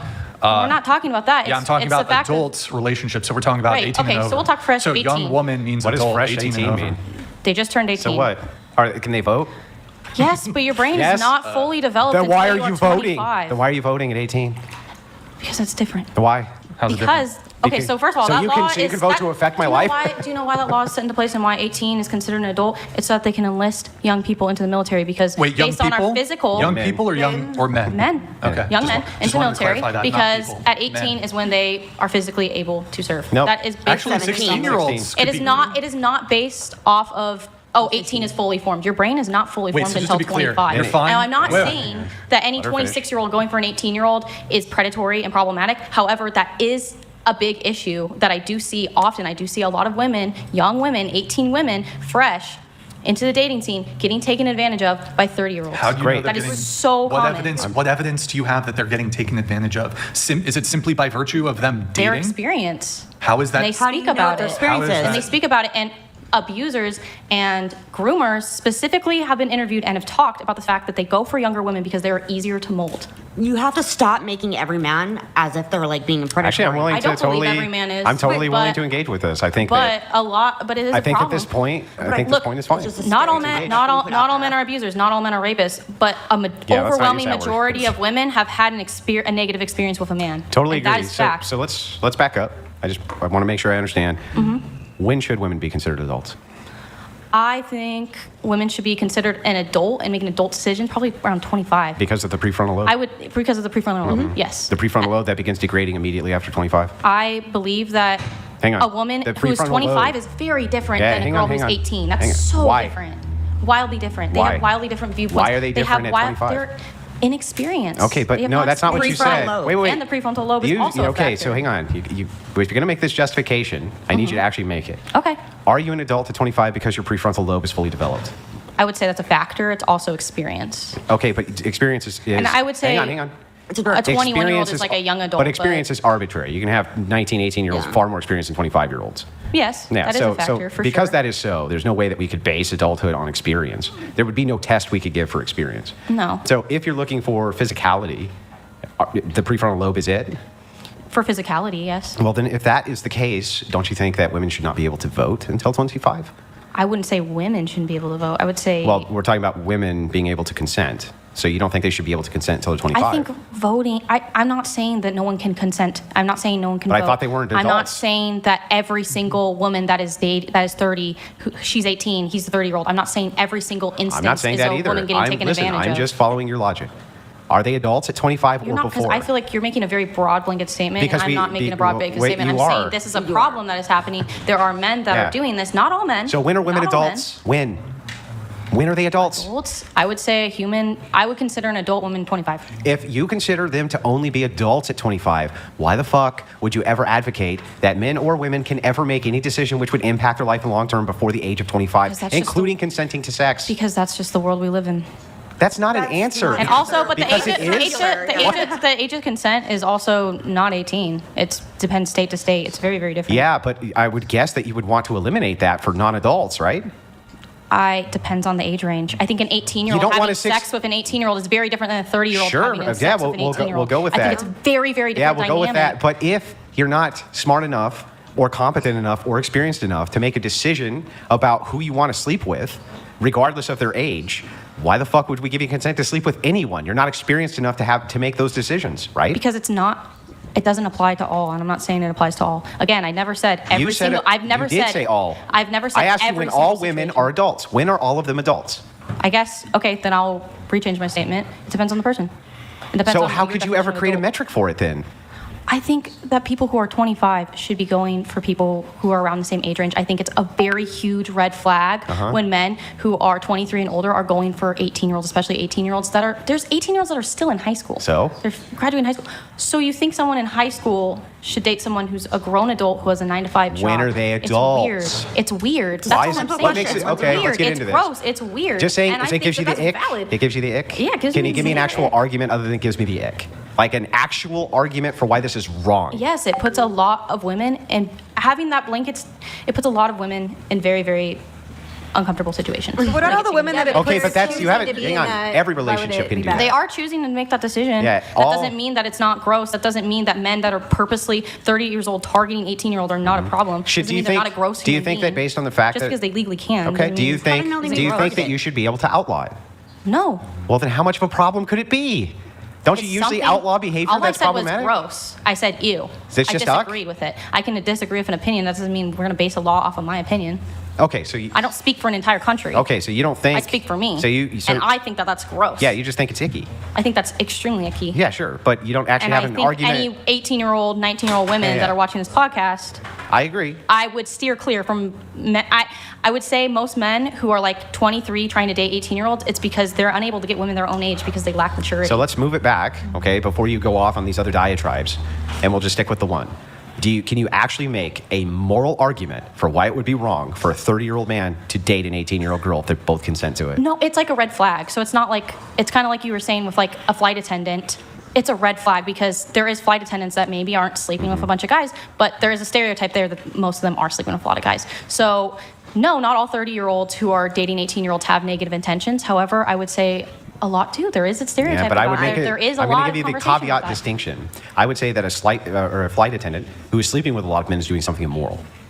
Right. Would you don't give think me? a 30-year-old Would you give taking me? advantage of an 18-year-old? Yeah. So I'm is asking. immoral? So I'm asking you to make moral argument like I just did. Right. That thing immoral. What about 30-year-old with 18-year-olds actually immoral? When they're both consenting. Yeah.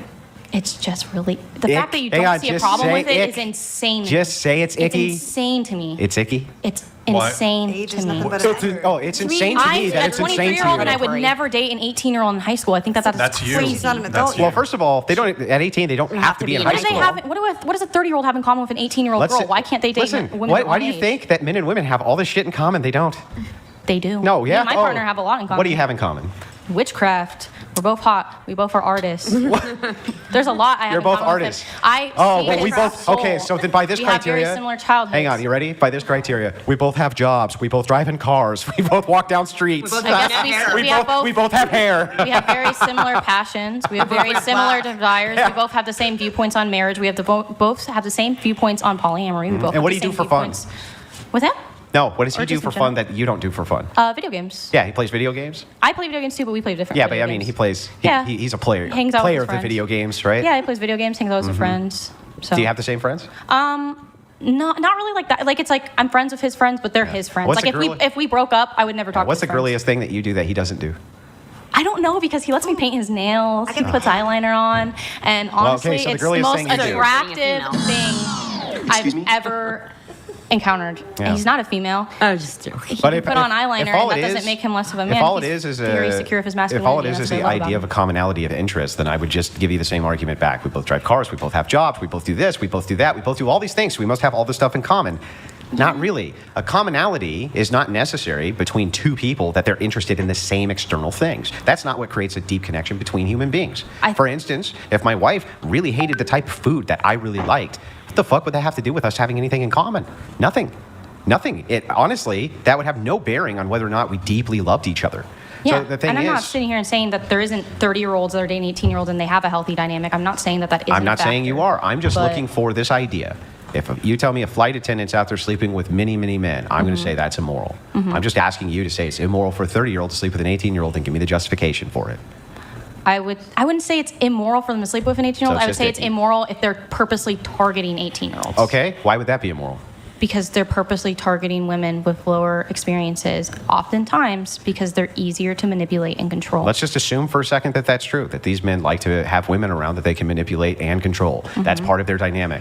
Do you agree with me that there's plenty of women who like to be manipulated and controlled? Or the younger women like Some older men 'cause they're dynamics. more I think that that's a established, they want very, peace. very, it's a rough topic because a lot of the women that put themselves in those situations come from very, very rough backgrounds. Yeah, I mean, and so maybe. I think there is They an don't argument to deserve be love. made that maybe What if it's they their had kink? more respect for themselves.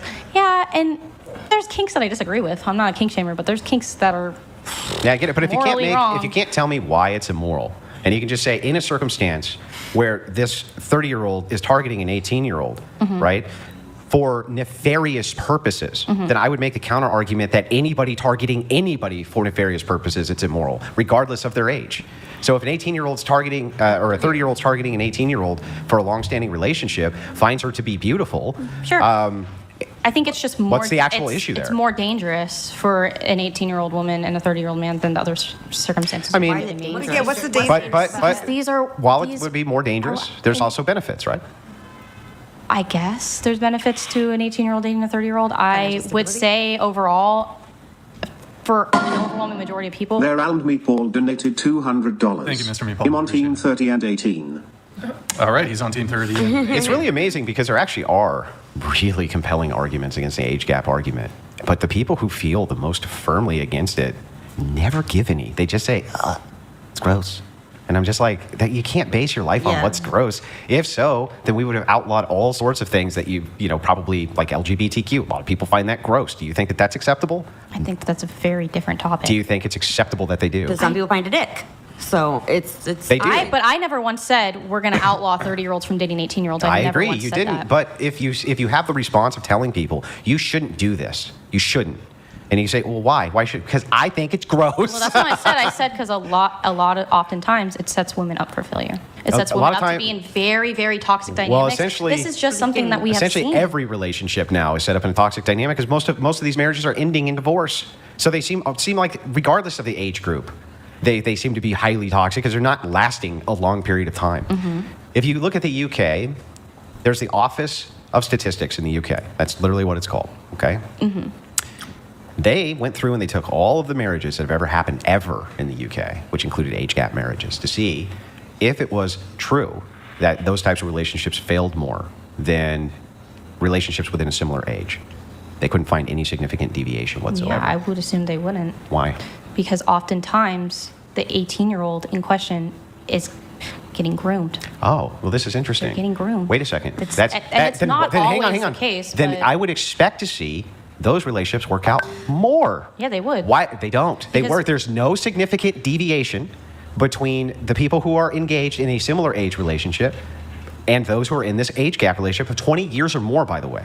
No significant difference. If it was true that those younger women were being groomed or something like this and by some type of super predator who brainwashed them, I would expect that you would see those relationships have a much bigger longevity than similar age with the same experience, but you don't.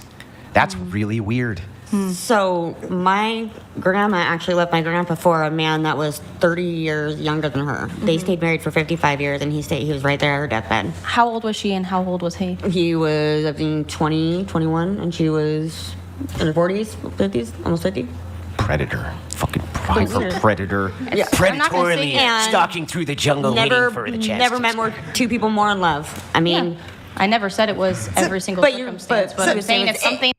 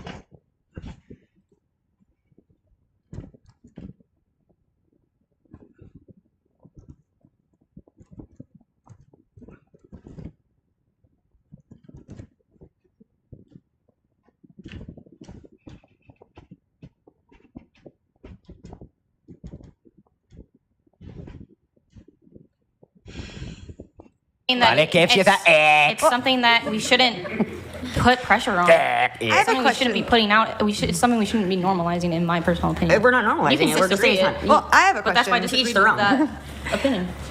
But just a clarification, because I like when you guys talk and you want to define a word. So you keep saying the word grooming. So from what I know, what the word grooming is, it's taking someone and slowly acclimating them to get used to something that is immoral, gross, disgusting. Right. So where in it does an adult and an adult groom an adult into This is what I'm talking about into a with the consensual adult this is what I'm relationship? talking about with Unless the they're grooming them into now you're going to be a murderer, now you're going to be a thief.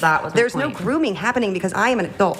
Both people are adults. Which is Grooming why only this is- happens An 18-year-old adult is an different adult. than a 30-year-old It's still an adult in a adult. lot of circumstances because your prefrontal cortex has not developed. Okay, Sorry, but I here's still an so let's adult. get into the prefrontal cortex because it's an argument often used by leftists. Would you agree with me that your brain development is highly dependent upon body nourishment? Yes. And do you agree that poor people have worse nourishment than rich people? Yes. So then I have to ask you, would you ever recommend that a rich person gets together with a poor person because their prefrontal cortex is not going to develop correctly?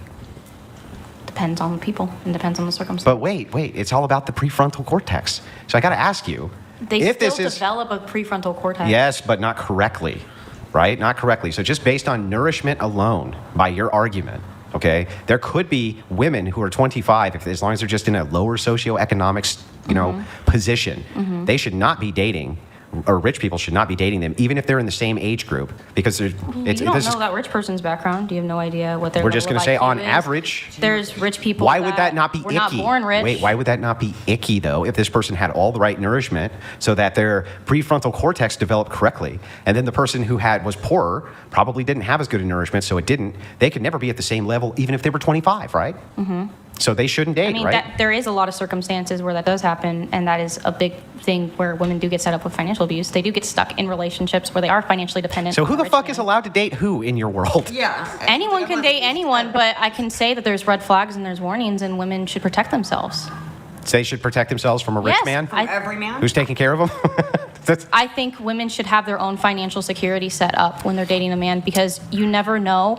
You could be with a man for 20 years and then he divorces you, and if you don't have a prenup, you don't have anything set up, you haven't worked The for red 20 flag, years. You're no, fucked. the red flag would be to the rich man, right? To say don't date poor women because their brain isn't developed correctly because their prefrontal cortex was stunted because they didn't get the correct nourishment. Well, most rich men don't want to date poor women. No, actually, au contraire, they don't care because they're looking not at the prefrontal cortex that they don't give a I fuck would about. disagree. They're looking at how hot they are. I would disagree. And they don't care about I would money. They disagree already have it. because the Wait. social circles that rich people are in are very different Hold than on. the social circles so poor people are in. I do need to do an intermission because we have a backlog of chats.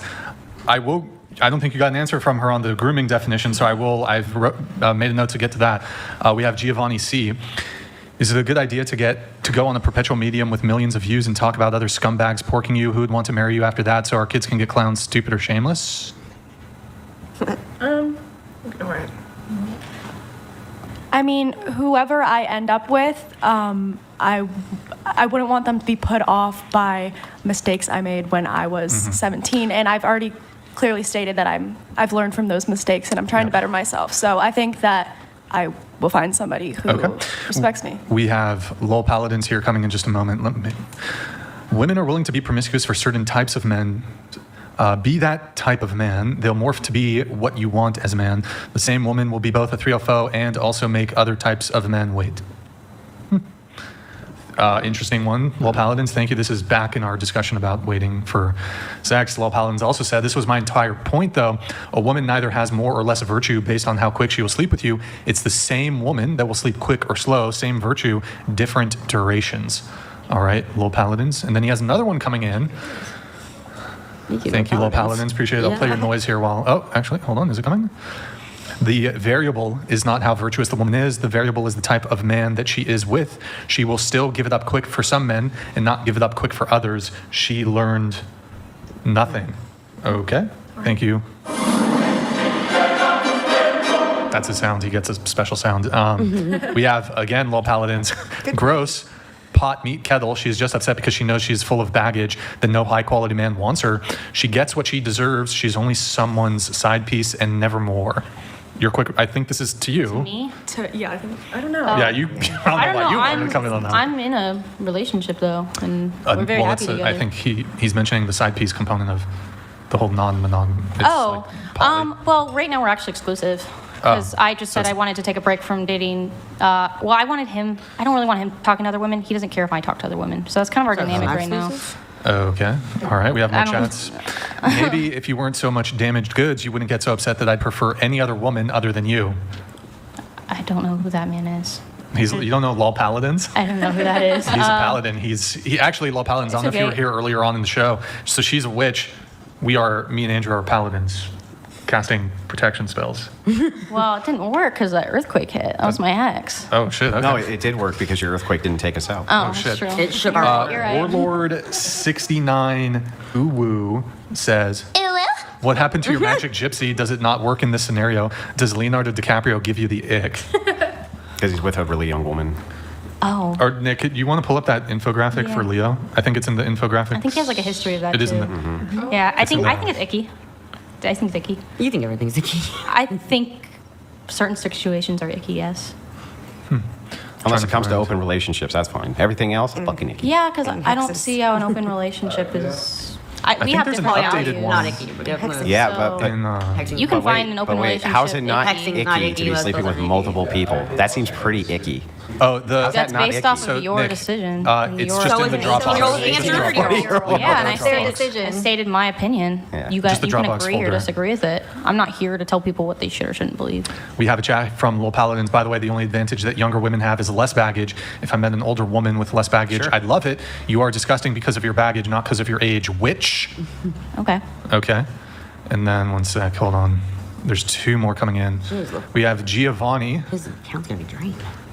Giovanni, Andrew is witch's man, not a cuck. If her man lets her bang other girls, I guess I'm a feminist because I don't allow my chick to date smash anyone regardless of gender. Cuck is egalitarian. Yeah, I don't think cuckoldry applies to females.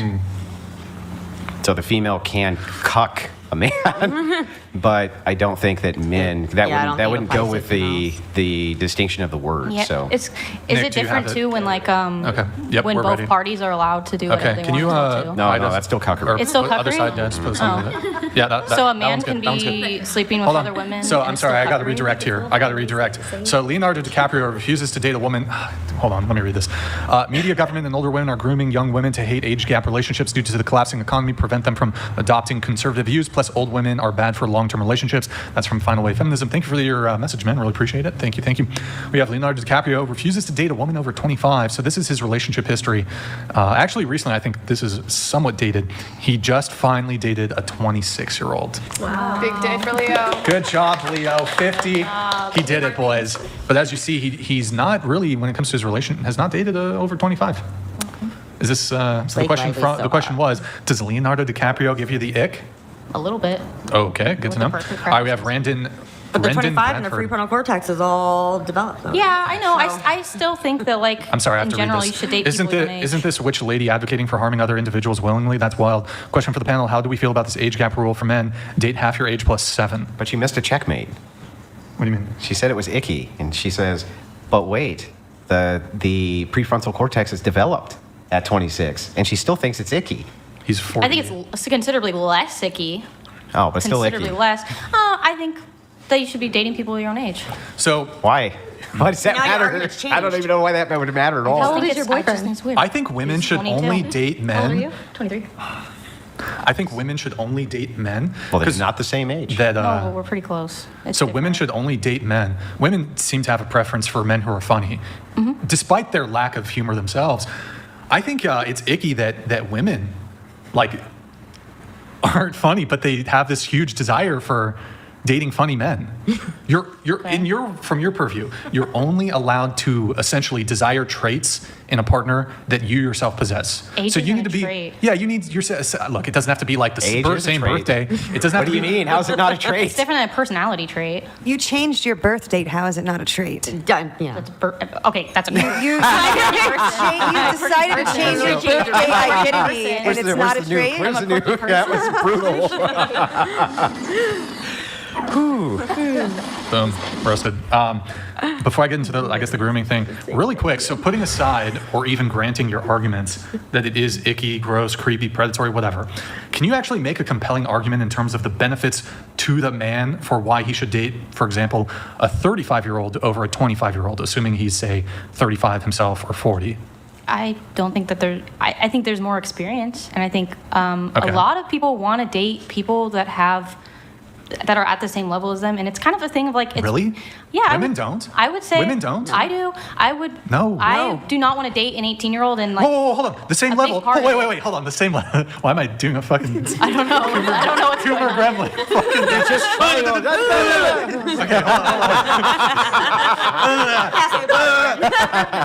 Okay, hold on.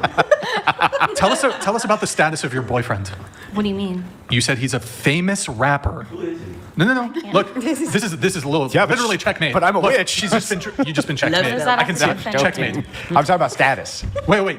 You say people should date on their level. You're literally in a relationship with a guy who dwarfs your status. You have no idea how You're much money predatory I'm for worth. pursuing a man. You are predatory for pursuing a man more successful than you, more money, more clout, more How? followers. You said he's got millions of followers across social media. Yeah. He dwarfs your social media status. Okay. Well, You fucking What does clout that have chased to him, do you with predatory anything? clout chaser. He slid in my DMs. Right, so? wait a So- second. Wait, so what? My Okay, if an DMs. 18-year-old slides into my DMs, I'm 35, no problem. She slides into my DMs. It's less creepy than a 30-year-old that's going out of their way to try and slide into 18-year-olds' DMs. Bro, but there's such a power dynamic in your relationship. What if he Well, had slid in? that's what we Hang on. I'm talked sorry. You wouldn't be dating him if he had slid into your DMs?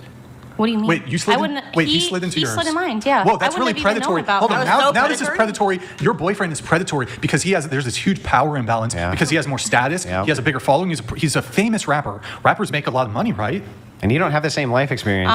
And you're a witch. That's Literally, he's He waiting to also pounce. practices witchcraft. So why did you, despite your hacks his views career. of like asymmetry in relationships being predatory or creepy or icky, why did you then choose to be in a relationship with him? You have no money. I have a lot of money too. I have a lot of things going for me as well. More than the rapper with 1.2 million followers or whatever? I the won fuck? an extremely huge lawsuit. Extremely Okay, cool. huge lawsuit. You came into your I money have without... very good investments rolling. We both Yeah, are, okay, we fine. both are content creators. Like, and He's got more status than you. Sure. There's asymmetry in your status. Sure. That's conversations we've had. And it was a red flag. And from the get-go, I didn't trust him from the get-go. I did not trust him from day one. He had to build that trust with me. I've never once said every single 30-year-old that goes after an 18-year-old is a creep. I'm saying it's a red flag. Him being a rapper? Yeah, it kind of was a red flag when we first met. And here you are in a relationship Yes, with because we connected. Oh, and how about if a 19-year-old connects with a 30-year-old? That's fine. But that's something that the 19-year-old should look out for. No. But you I'm still think it's okay. icky. I'm okay You with. still think it's icky? No, I think it's icky to purposely target younger women as a 30-year-old man. I think that's ickier. No one disagrees on it. That was what the comment was I originally. mean, I and that's disagree what with I it. replied to. I and still that's don't understand why I that said would be you icky. too. Targets them for what? A relationship? Because he thinks that they're beautiful? Like, what is the just think it's problem? weird because I think a lot of the Consensually time, attracted to each other? a lot of the time, a 30-year-old who's going for an 18-year-old is because he can't get women his own age. Yeah, Actually, wait, I'll make this argument really quick. So if you're 22, then that means your prefrontal cortex isn't fully developed, so then maybe you shouldn't be dating it. Wait, hold on. I'm dating someone who's my age, so it's a very But different you're still conversation. not, I'm not you're dating not a fully 30-year-old. developed yet to make that decision. Maybe, Well, wait, maybe you should wait, wait till wait. you're 26 and revisit it. Hold on. So okay, I just want to point this out. So I would actually make the argument that a man who's 30, who's able to, say, regularly attract 18, 19, 20-year-old women is probably really attractive to 30-year-old women. Because it's, for you as a guy at 30, to get attraction from an 18, 19, 20-year-old, bro, you got to be bringing something to the table. No. It's not these average A lot of 30. You think 18-year-old average 30-year-old dudes? They're bringing something to the table. No, because and I if they're would attracted, say- if you're a 30-year-old guy and you're attractive to 18, 19, 20-year-olds, trust me, you're attractive to 30-year-olds too. I would say Bro, a lot of 18. it's harder as a 30. You think it's? Let me ask you a question. Is it easier as a 30-year-old man to pull like a baddie 19-year-old or to pull a baddie 30-year-old? Which is harder? I think it would be harder for them to pull a baddie 30-year-old because I think the 19-year-old's going to be considerably more impressed because he has considerably more life experience than him. He more than likely has considerably more money than her because he's been in a position where he can do that. She's going to be a 19-year-old is going to be way easier to impress than a 30-year-old who's been around the block. Yeah, 30-year-old who's more mature and has a free frontal cortex who's developed and can make those informed I decisions. would say you have a lot more experience than me. It's just Which one? hypocrisy. Nah, it's okay. It's okay. I think I would say, Andrew, as a you have person something? who's gone through those ages, that at 23, if somebody would have came to me who's 35, I would have said, ew, because you're old. But then at 30, I would have looked at that same person and been more attracted to them because I understand more of what they have to bring. Right. Jai Vanik donated $200. Andrew, can you give your logical reasons against age gap relationships? You keep alluding to it. Last chat, sorry for spamming. Yeah, thank you, Giovanni. No. You can't give the enemy ammunition here. No. Thank you, Giovanni. Appreciate the thing. Really quick, going back But to they're you. really good, and they're not the I would like to hear them. I know, I'm sure you would. I don't but, understand any of them.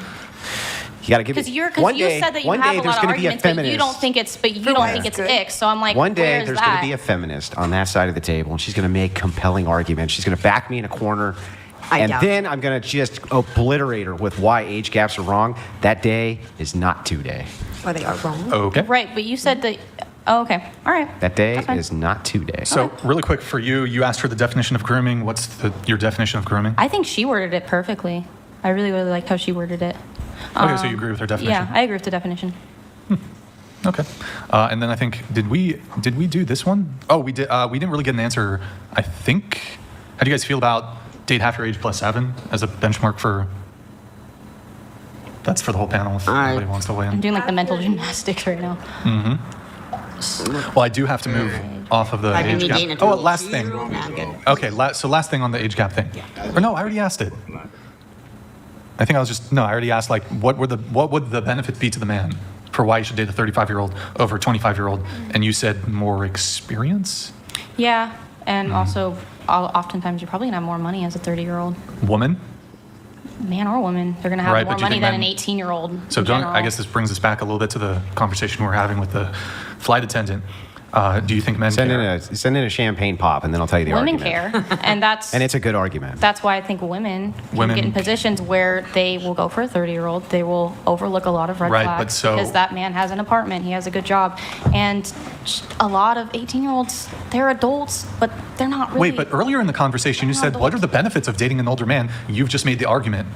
I've never for what said the there wasn't benefits to I dating an think older you said man. something along the lines of why would they date them? What are the benefits? No, What I do they don't get from understand. it? I don't understand why a 30-year-old would purposely target 18-year-olds. I don't understand the benefit from that. Because they don't want a Others- single mom, and they don't want a bunch of fucking trauma, and they don't Okay. want a bunch of bullshit. That's Okay, why. there's plenty of 30-year-olds that are No, the not single pool, moms. the pool is ever shrinking as to how much baggage Okay, so a does this 30-year-old man brings to the table. does this 30-year-old man also not have trauma?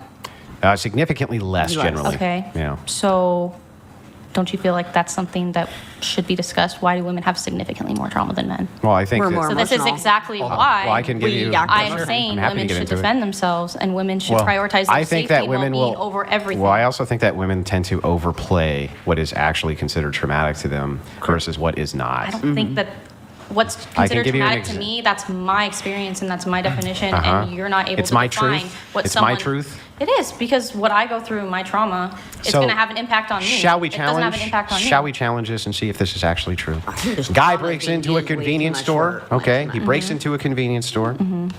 While he's there, there's a woman there and there's a clerk. Okay, he goes over to the woman and he just damn near bashes her head in and then essays her right there. Okay, while the guy's on the ground, he doesn't see any of it. Then he also steals a candy bar. And she gets up and she says to the police, I can't believe what he just did. This is awful. It's horrible. And he goes, yeah, and he stole my Snickers bar. That was traumatizing to me that he stole my fucking Snickers bar. Just as traumatizing as what happened to you. Yeah, I You guess can't, if he you wants- can't, you're going to tell me, you cannot make the distinction as to which one of them actually has more trauma from this because it's internalized and it's subjective. And so it's possible in your worldview that the guy who had the Snickers bar stolen is every bit as traumatized as the woman who's just half beaten and essayed. Yeah. Yeah. I would say that there are people... And do you think that rational people would agree with that? Where I think some people are able to handle a lot more than other people. And some people, what they go through considerably hurts them more than other people. Then if that's the And I case, don't you're think that's arguing... a women versus men. Great, I think then, that's a human then thing. you're arguing against yourself. So then How? my argument to you would be that women are a really tiny cup.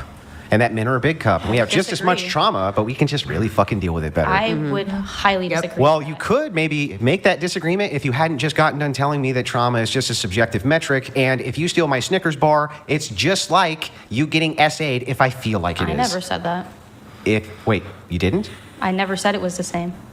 Well, no, And it I could be. think- Wait, I'm sorry. I think it's a weird hypothetical. I don't is know it- why we're like is it fantasizing logically- about a woman getting brutally. I'm sorry. fantasizing How's that a about fantasy? it. How's that a fantasy? I don't know. I just don't have thoughts of that crossing my mind. I think it's a weird. He's thing. talking specifically How would that be a about fantasy? somebody being traumatized by No, one it's act a versus weird. another. I think the Oh, it's hypotheticals weird. you bring It's up weird. are I can't weird. respond. It's weird. It's weird. Dicky. Okay, so anyway, back to the hypothetical. You do theorize that I could experience as much trauma from that Snickers bar being stolen from me as this woman who got SA'd, correct? I don't know. I'm not a therapist. Okay. I guess last thing. I feel like you did. I don't know if you're shifting the goalpost a little bit, because initially you just said blanket statement: age gaps are gross, icky, predatory, whatever. But now that you feel like it's a bit more defensible position for you to say, well, it's not age gaps, but it's when 30 or older-year-old men specifically target 18-year-old women. Yeah. You've kind of shifted your position to be. You feel like that's a bit more defensible. So I mean, do you still take issue? For example, let's say a man has a dating app, and in the dating app he sets his age range from. He's 30, from 18 to 35. Do you have objections there? He's not specifically targeting 18-year-olds, but No, he I may think very that's- well match with 18-year-olds. I think that's less weird. Less weird, but still weird. Yeah, I just think it's weird when But he's not 30-year-olds are dating specifically 18-year-olds. targeting them because he set his age range. I think it's weird when they're not. Okay. But he set his age range from 18 to 35. So he's not specifically targeting 18-year-olds. Maybe he wants to No, I just identify think with the it's. younger age. I just don't. I personally could not understand finding an 18-year-old attractive. I do not Okay, find women- any 18-year-olds women- attractive. I would women never typically don't date like an dating 18-year-old. younger. I'm Women- bisexual. I would say it's very different for me. And you still don't, right? You don't prefer to I date would younger never. women. No, I You would wouldn't want to even- date a woman my What would make age that special? That you're bisexual? How would that even relate to this? because I would say that I have a different viewpoint. I think a lot of women don't want to date younger men, but that's like a very that's like in a straight dynamic. As a bisexual, there's a lot of bisexual women that I'm sure want to date You? younger women. Me personally, as a bisexual woman, I wouldn't want to date a woman. Then I don't that's even 18. understand why this would apply, because you can't speak to anybody else's experience, only your own, right? I can, and I can state my opinion, and I can state and say that 18-year-olds should be on the lookout, and if a 30-year-old's interested in you, it's a red flag, and that doesn't mean that he's a bad guy. Yeah. That doesn't mean you don't have to date him, but it's a red flag, and what? it's something you should keep an eye out. Is it only a red flag Wait in the until you turn straight world, 25 and we though? come back to the argument. Is that only a red flag in the straight world? Because you just said No, I think it would be a red flag in any circumstance. Yeah. still icky. Man on man, win on win. I still think it would be gross either way. And do you know which orientation has the widest age gap relationships? Oh, I'm sure it's probably lesbians. Gay men? Oh, no. Is that because you think they're predatory towards boys? I don't know. I am not a gay man, so. But you, Now suddenly you can't Yeah, talk suddenly about you won't anybody talk about else's it 'cause it's a gay experience. man, yeah. You have an opinion, and you can state your opinion Well, until I it comes to this I issue. just don't have an opinion on gay men. Oh, Necessarily. the only thing you don't have an opinion on. No, Two 'cause chats I don't here, really two have chats. experience Low with it. Paladins, remember, experience is woman code for how many peen has she had in her mouth.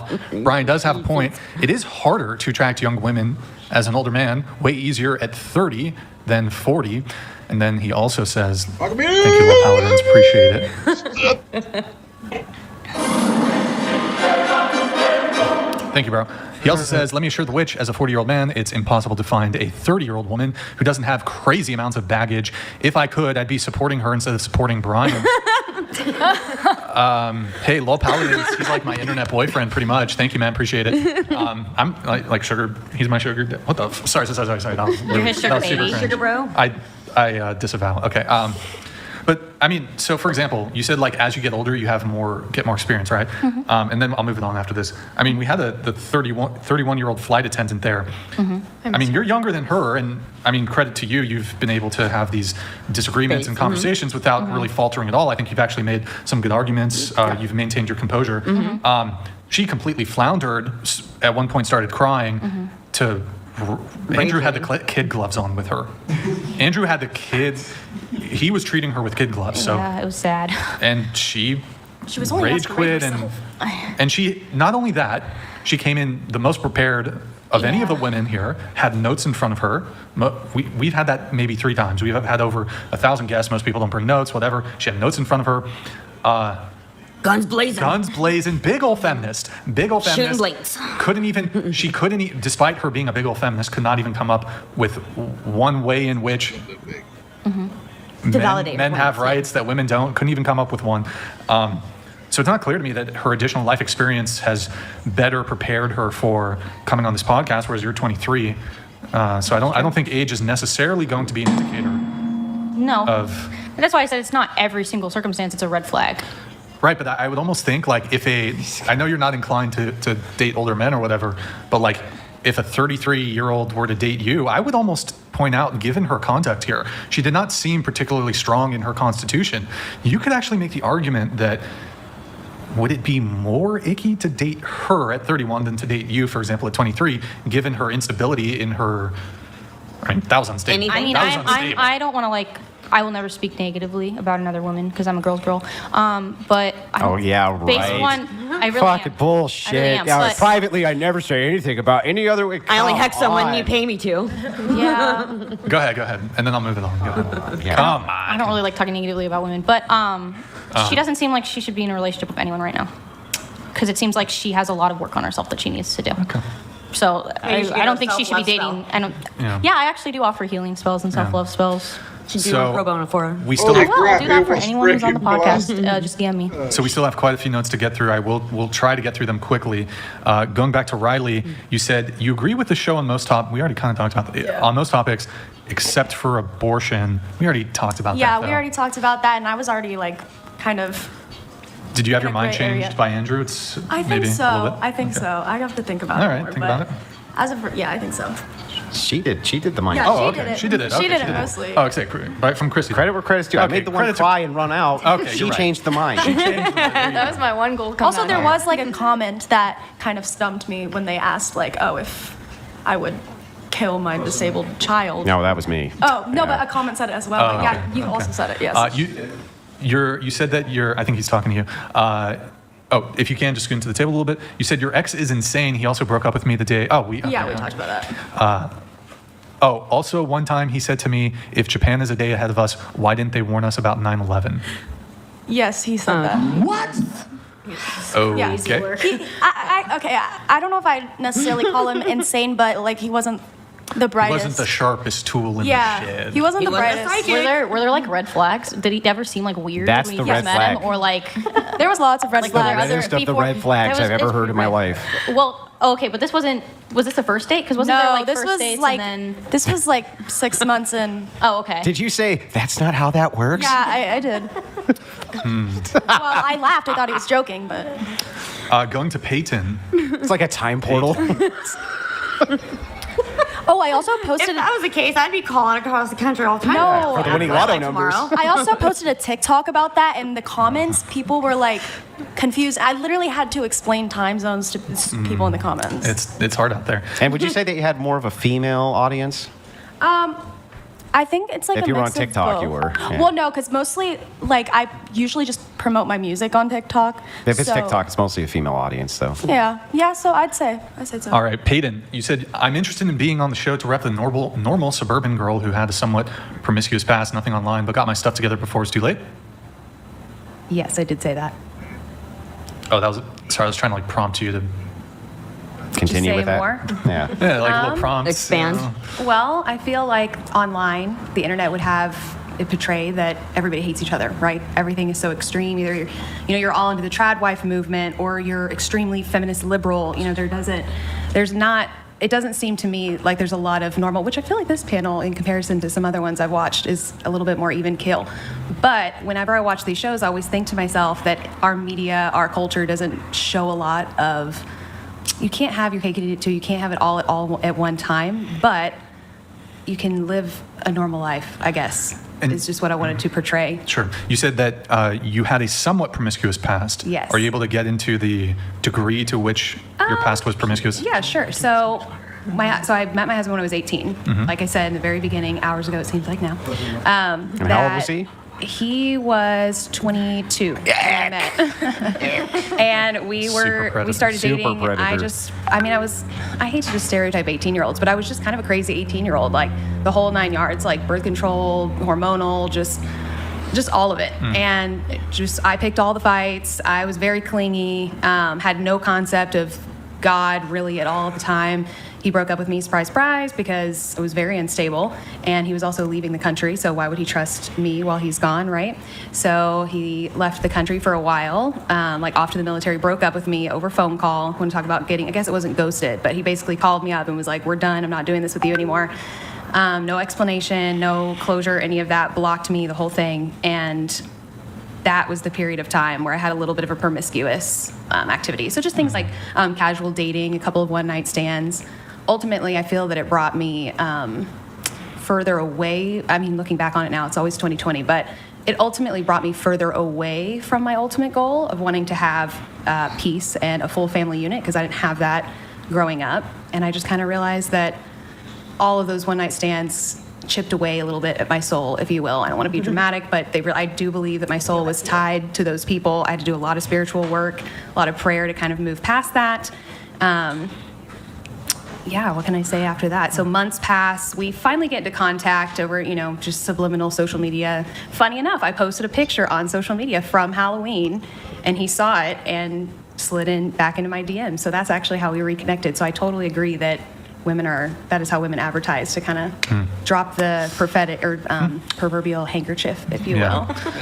You said also marriage should be a priority for women 20 to 30. Yes. Does the table agree with this? Table thoughts 100%. On this really quick? Won't linger, but should women prioritize marriage?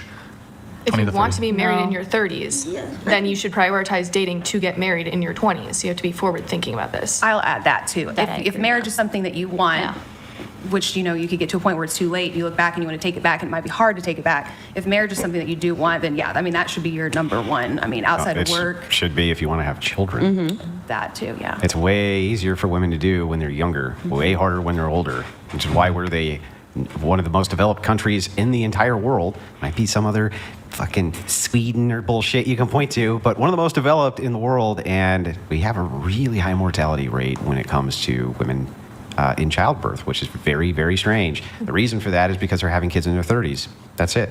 That's why it's been on the incline. That's why it's been going up, because the age that women have children is going up. You said modern feminism is a lie. Yes, so I've been referring that to my friends. I have a lot of friends that are starting to get married and wake up, and they're realizing, wait, I'm married now, and he's this great guy and everything, but I'm still working, and now I have to still do all of the wifely duties. So I call that the lie, which is feminism. You've been sold, oh, you guys are going to get in this relationship, it's all going to be equal, you're all equal, everything is interchangeable, and then you get married and at least I realize, oh, it's actually not. He's still, I'm so sorry, dear. He's still going to leave stuff in the dishes. There's just stuff that I would attribute to mostly being male behavior that I kind of come in and compliment him in that way. And I feel like a lot of my friends, specifically the ones that are working still in the workforce, feel very overwhelmed, I guess, by having to be it all. You got to be the girl boss, you have to be the wife, you have to be the mother, you have to do it all at one time. So you're more against 50-50 relationships in general? Or is Am I against them? Yeah, is that more of that sounds like more like what you're speaking on. I don't know if I'm against them so much as I just think it just is kind of how the dynamics work, and I think feminism sells. You can just work your tail off and you can have it all, and you're going to be this girl boss, and you're also going to be able to come home and be Suzuki wife with the perfect hair and at least that's what I felt. I was kind of sold. Okay. I agree with you on that point.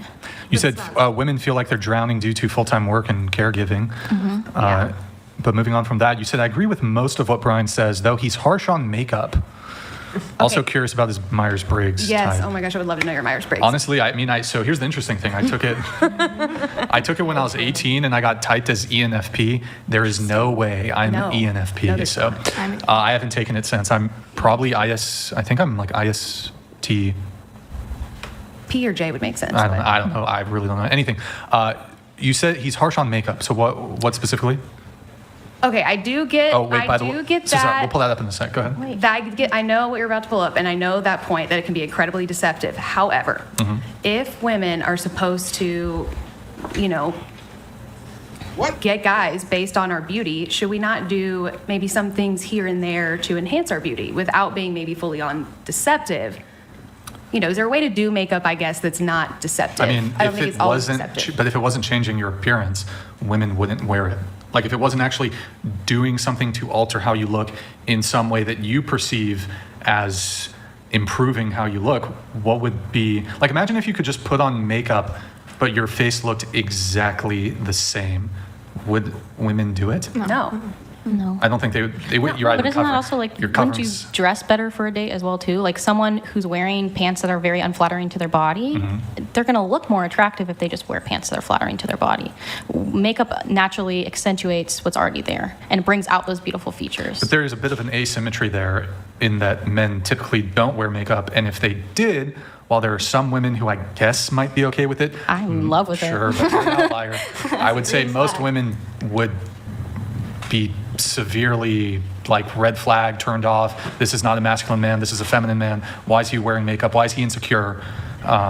So there's an asymmetry there in terms of the means by which we can elevate our physical appearance. I think that like is very, very different considering if you're asking a conservative woman what she's looking for in a relationship and what maybe more like Honestly, more I don't even think liberal women want to date men with makeup.